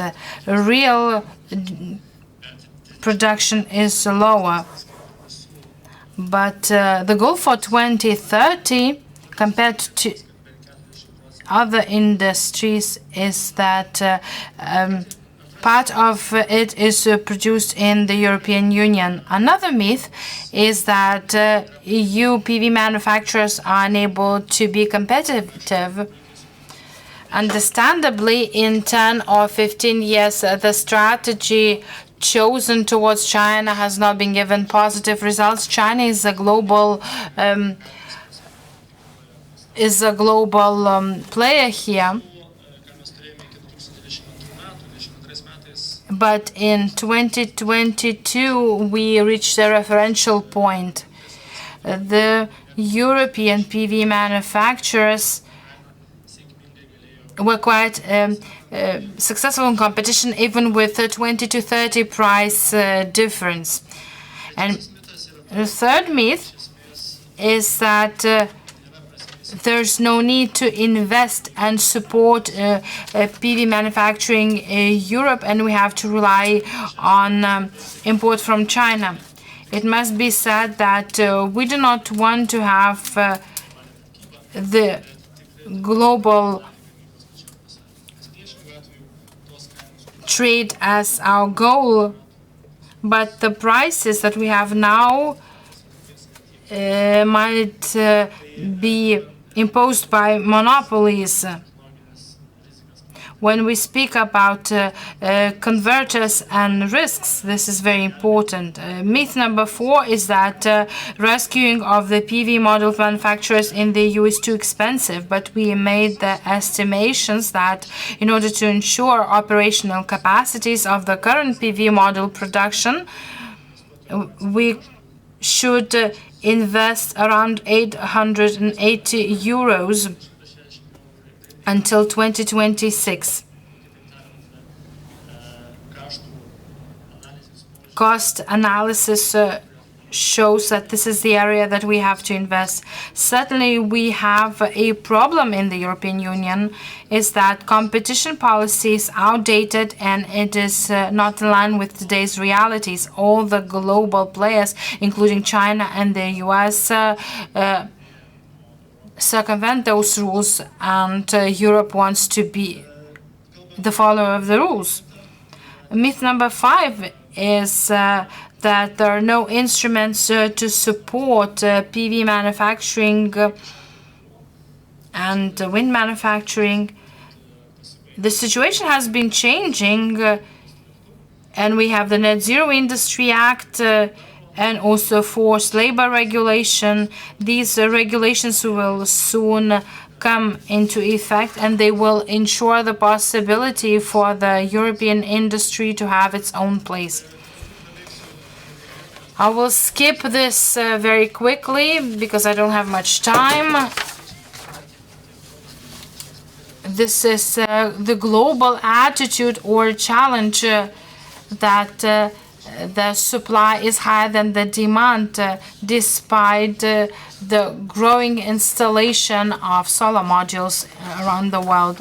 And this crisis results, well, you can see the evolution of prices. A year ago, the reference price for solar modules imported from China was 28 euro cents for megawatt hour, and now this price is 10 or 11 euro cents.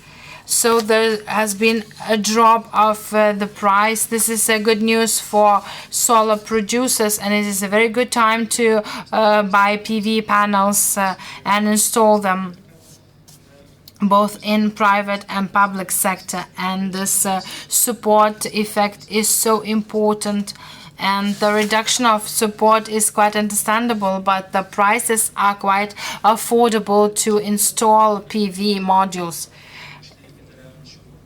Jinko, one of the leaders of solar panel producers, at the end of 23, the production costs were 17 euro cents for a watt, and all the producers agree that they sell electricity below the production cost. I will not go into detail. The conclusion is that the objective price that covers the production costs in terms of modules should be around 18 to 20 euro cents for a watt. But we have a different situation in today's market. We can observe a dumping, and therefore the European Commission has started its initial and first investment investigation. Last week, an investigation on solar energy projects in Romania have been started. This is the first investigation.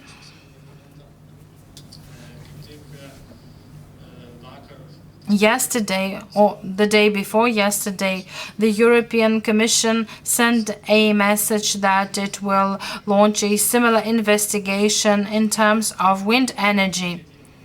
And these investigations will be carried out in 5 EU member states. And last year, in October, the investigation was carried out on electric vehicles. Well, briefly about the reasons for the situation in the market. Well, for consumers, the situation is quite positive. Chinese internal market needs are lagging behind the real production of PV models.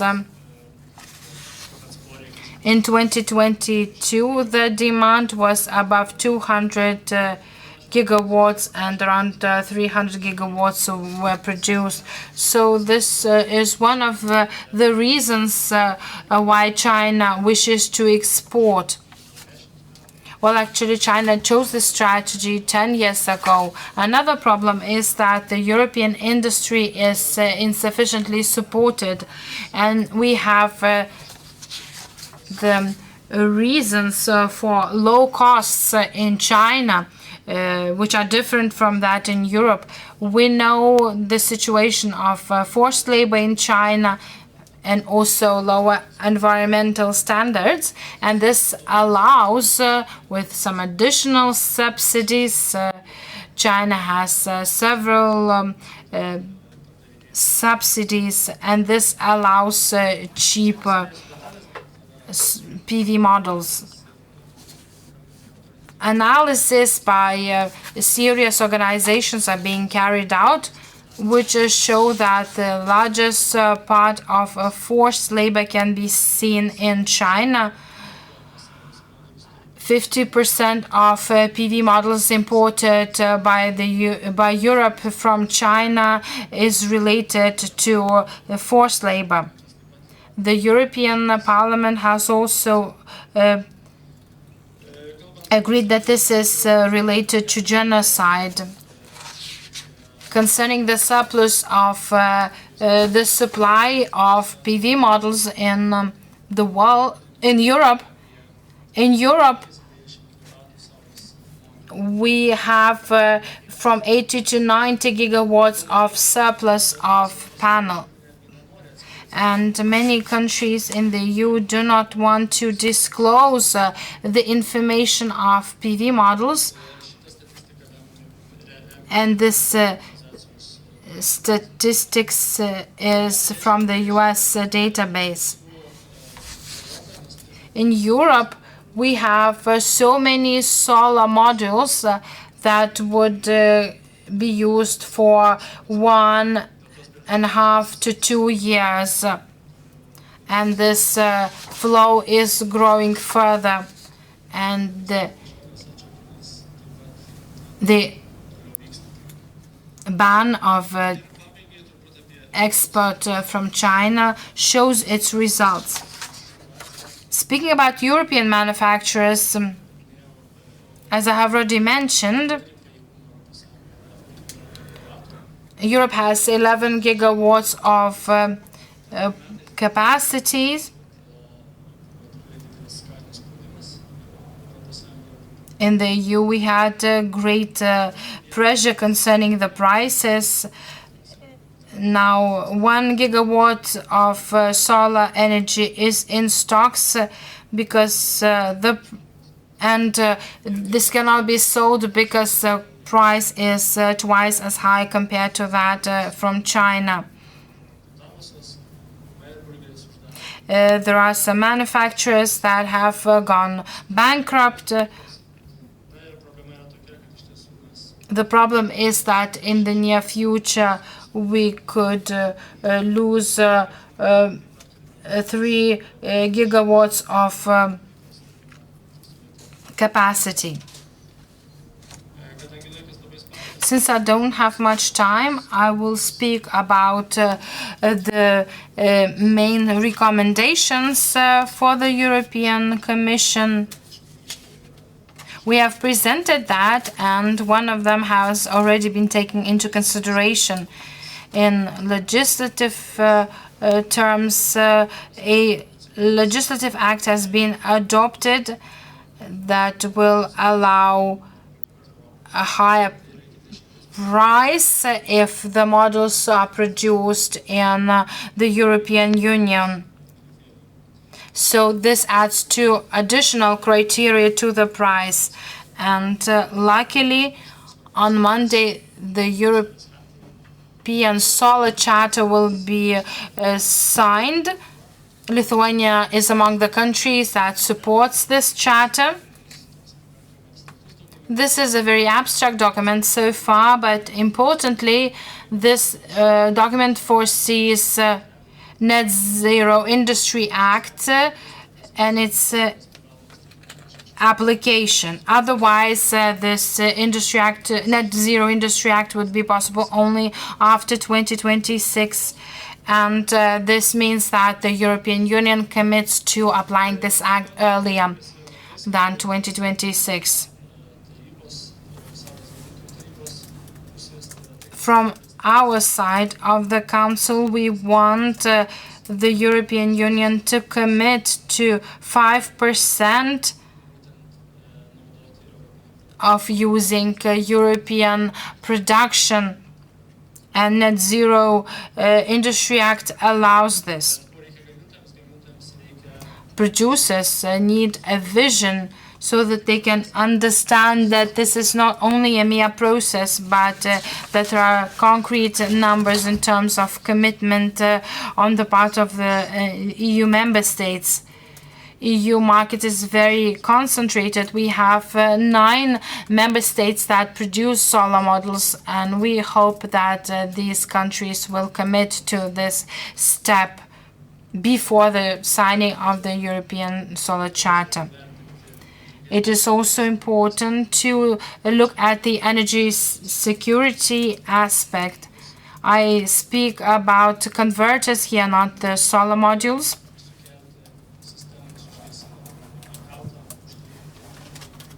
4 to 5 gigawatts is enough in Europe to have the blackout in the European Union. And you all well know that it can be technically achieved because all the inverters have access to third countries. And China has the legislation that stipulates access to private companies so that China can order companies to organize this blackout.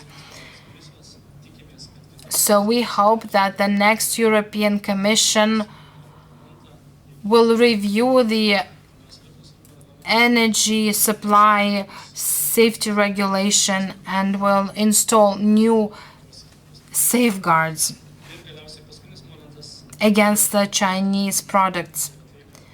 And on a more optimistic note, some countries in the European Union, such as Italy, Netherlands, Spain, and Germany, has foreseen on changing the situation. Thank you for your presentation. You have presented some new information, something that is in the pipeline. Thank you very much. Now let us move to the wind energy and its potential in Lithuania, possibilities and challenges. Linas Sabaliauskas, Executive Director of the Lithuanian Wind Power Association.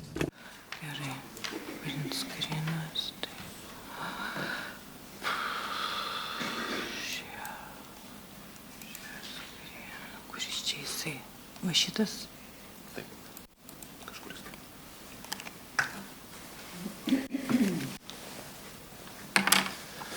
Labą dieną. Good afternoon, ladies and gentlemen.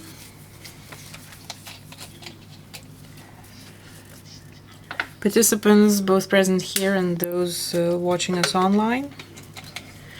So, what is the status quo Where are we headed for when it comes to wind power?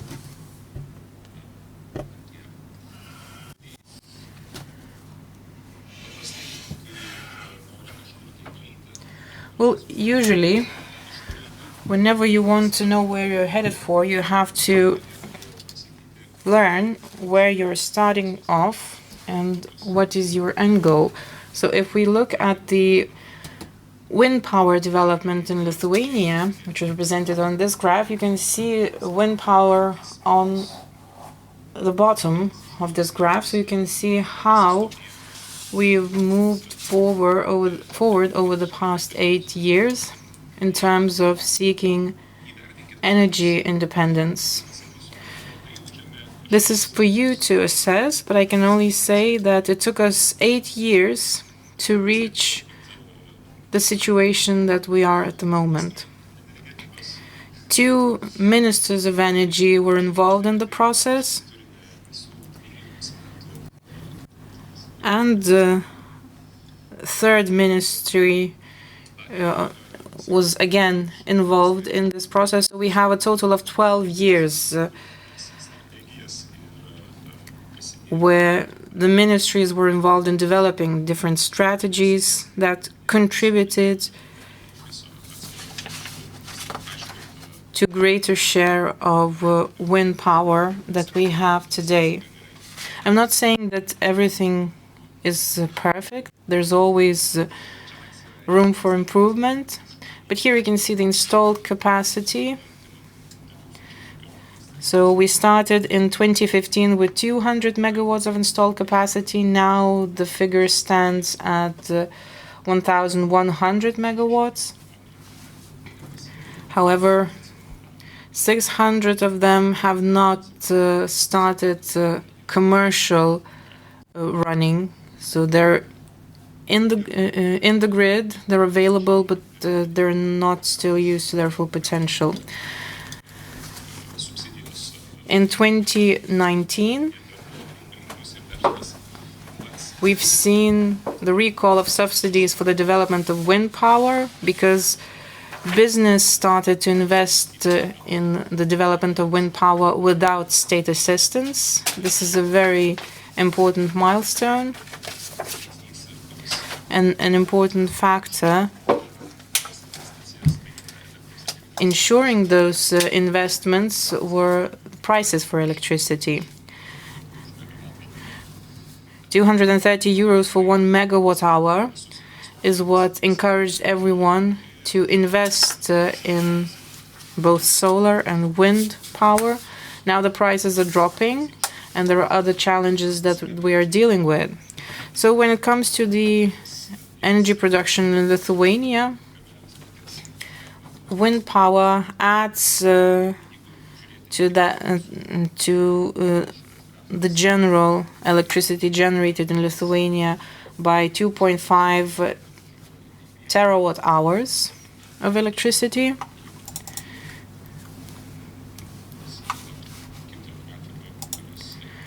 So everything would seem fine if not for another graph, this one. This shows the reality.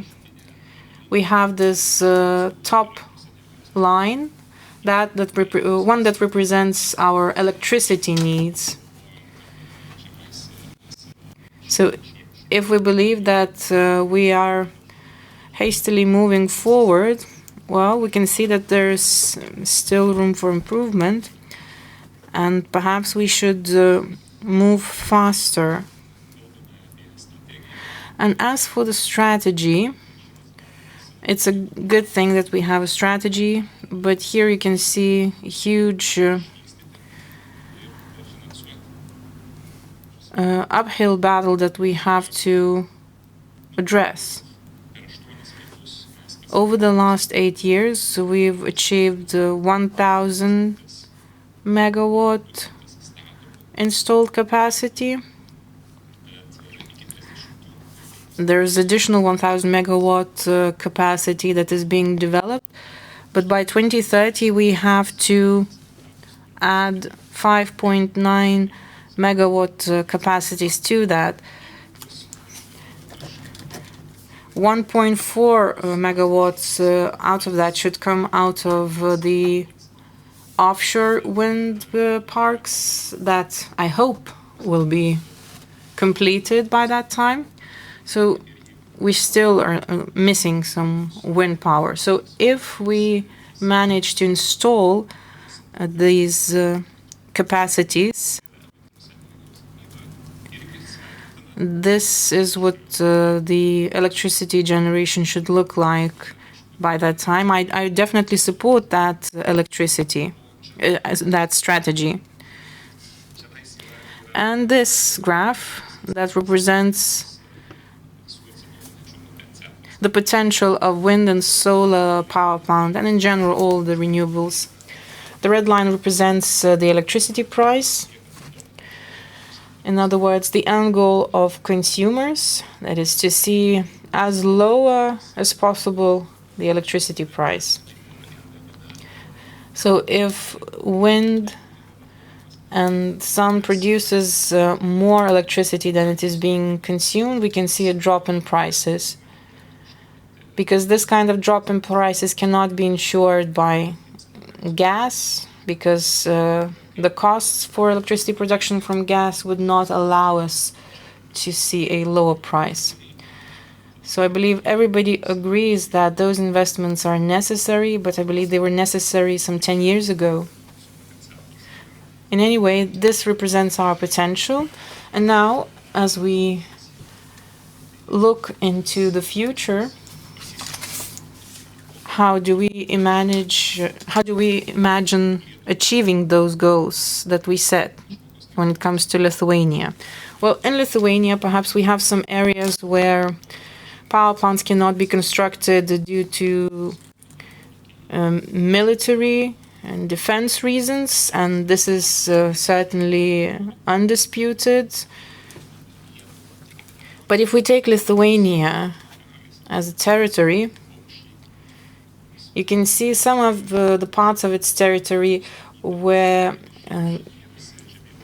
we cannot use those territories for the construction of wind power plants because of different reasons. So some of the reasons were related to military defense reasons, some of them to the protection of birds, some of them to the protection of landscape.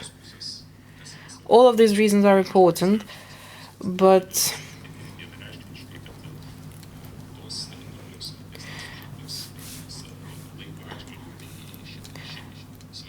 although there is a discussion as to which territories are more important in terms of certain reasons and which are not,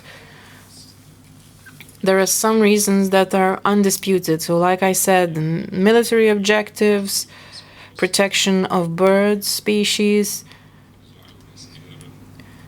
landscape requirements, landowner requirements. And landowners always have their own opinion, and we do agree that they have their opinion that they can express by consenting to the construction of those wind power plants or not. So if you can imagine a wind turbine, which is a rather huge device, and even though there are people saying that I'm in favor of wind power development, these people always say, not on my land. So these are those issues that we are dealing constantly since the start of the development of wind power in Lithuania. In addition to that, there are also some malicious organizations, NGOs, that are established for the sole purpose of suspending wind power projects, and they're quite active at the moment. This is where I go back to the military security, national security issues, and ask you the following question: whether those NGOs represent, say, farmers or other society groups, or do they represent some hostile groups?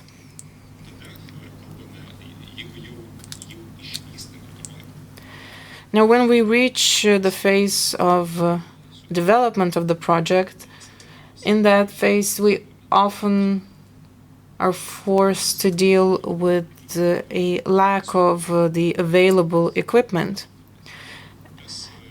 Everywhere, everyone apparently are willing to construct wind power turbines, and there are always certain hindrances related to the import of the technology. This is the issue that many people deal with in any part of the world, because currently it takes from 9 to 2 months for the technology, from 9 months to 2 years, for the technology to get to the country. And whenever we want to introduce the technology for the local market, we are concluding contracts to meet, let's say, the needs of the banks. This is the phase where we need greater clarity from the grid operators in terms of the development of the necessary interconnections. While Harmony Link might be but a term for some of you, for us it's a matter of survival. The link between Lithuania and Poland was vital for us. It was planned to be constructed by 2026. So for us, those interconnections are of crucial importance. And to conclude, I can say that wind power projects are being developed for 5 years, and in the meantime, legislative framework changes over this course of 5 years. So whenever you start your project, you're always forced to deal with certain uncertainty that you will not be able to complete the project. And there is always a risk for a project not to be completed to the full due to certain legislative changes. So our proposal would be the following. Whenever you're forced to change the law, could you please make sure that it covers only those projects that are just in the start of their development and they're new projects? Because whenever the projects are in the process of development, it is difficult to start everything anew in order to take account of the changes in the legislative framework. You can see on the slide what problems we are forced to deal with whenever those changes take place. Let's say whenever we start the project, we say,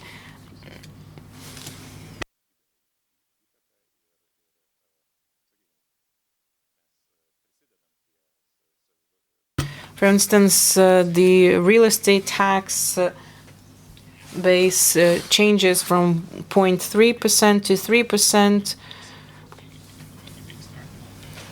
This represents an issue for the project when it's in the process of development.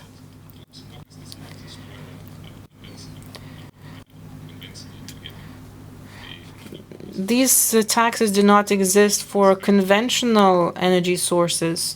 So if we want to encourage greater interest in renewables,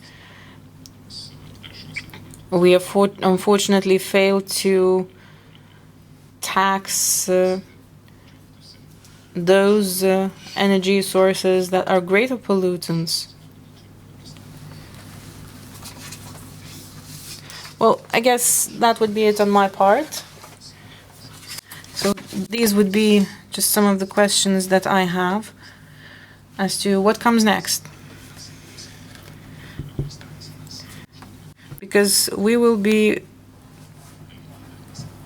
working onwards in order to ensure the production of electricity from renewables, but would be looking forward for support from the legislators as well as other organizations.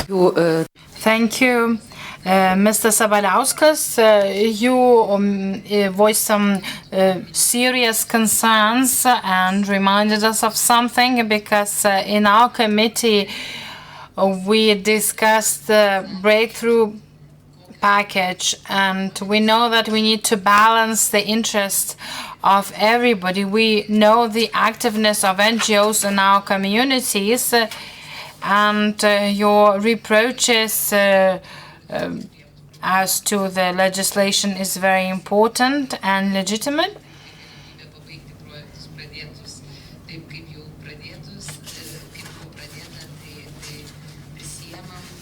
We try to meet all the needs and demands, and this is also the responsibility of not only the Parliament but the government.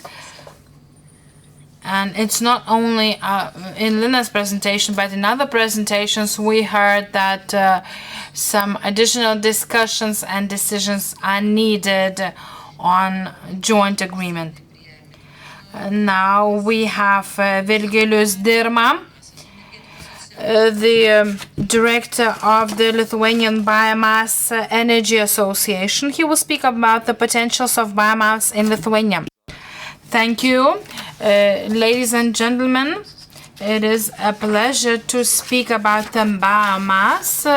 I've heard many positive examples. I liked the example by Romualdas Vaitkus. This is an exemplary municipality, and 99% of energy, heat energy in this municipality is produced from biomass. We don't have much time. This is the production of energy from biomass, centralized heating, 85% in 2023, and 90% is planned for 2024. It should be noted that within the country, energy produced directly correlates to the dependence on fossil fuel, especially in this geopolitical context.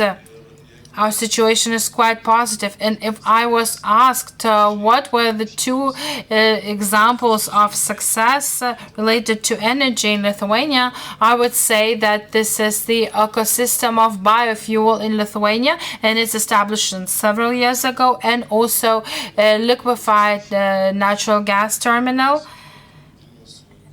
and Vilnius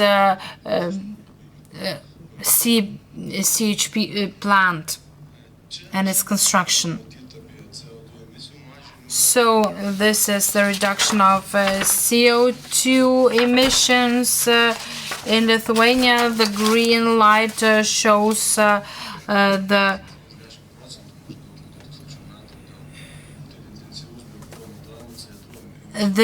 reduction of CO2 emissions due to the employment of biofuels. These figures are quite old, but in 2022, in July, biofuel was sevenfold cheaper compared to natural gas. We can show many examples and have expectations, but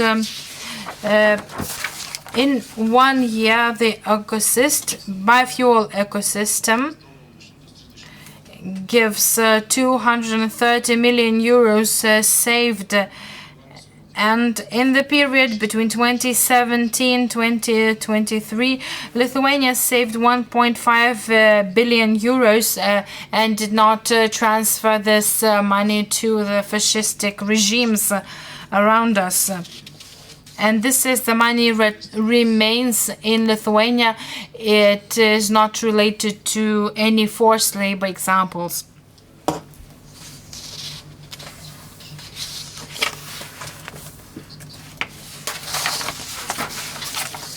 When we speak about biomass and its potential, we have to discuss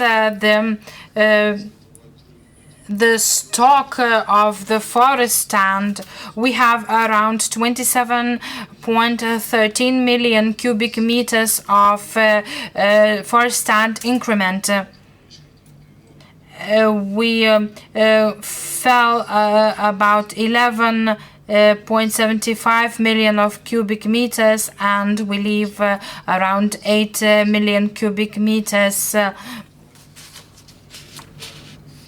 So this is a comparison of the use of forest and increment, and you can see the balance of the volume of forests. For example, in Finland, 69% of increment is fell, while in Russia only 7%.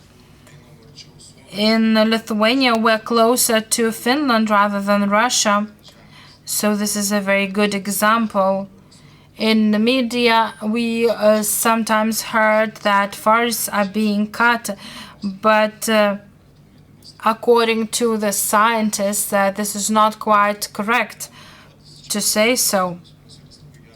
Rokas Masiulis gave a very good example on Saudi Arabia and its oil-based wealth. Forests and biofuels can also be an example of Kuwait or Qatar.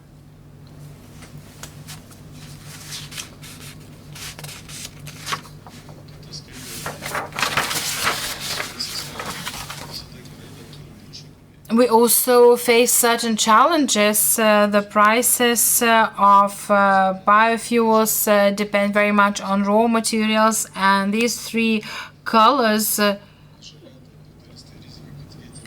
green light shows the risks, white represents a minimal price, and the red color represents this situation when politicians want to review the mechanisms because the service is too expensive for consumers, and this is an example that we need to sustain the vibrant internal market. Reacting to Mr. Jaunius's statement on the boilers in cogeneration, the boilers have a 20-year lifespan, and many of them are outdated, and we hope that the larger use of biofuels will be promoted in Lithuania, and for that we need to ensure quality. We have the natural raw material resource. This is a guarantee. For us, we have some external unfavorable factors. Speaking about the biofuel boilers, the boilers were mostly installed in 2009 and their lifespan will end next year. Centralized heating associations say that the general need is around 200 megawatts.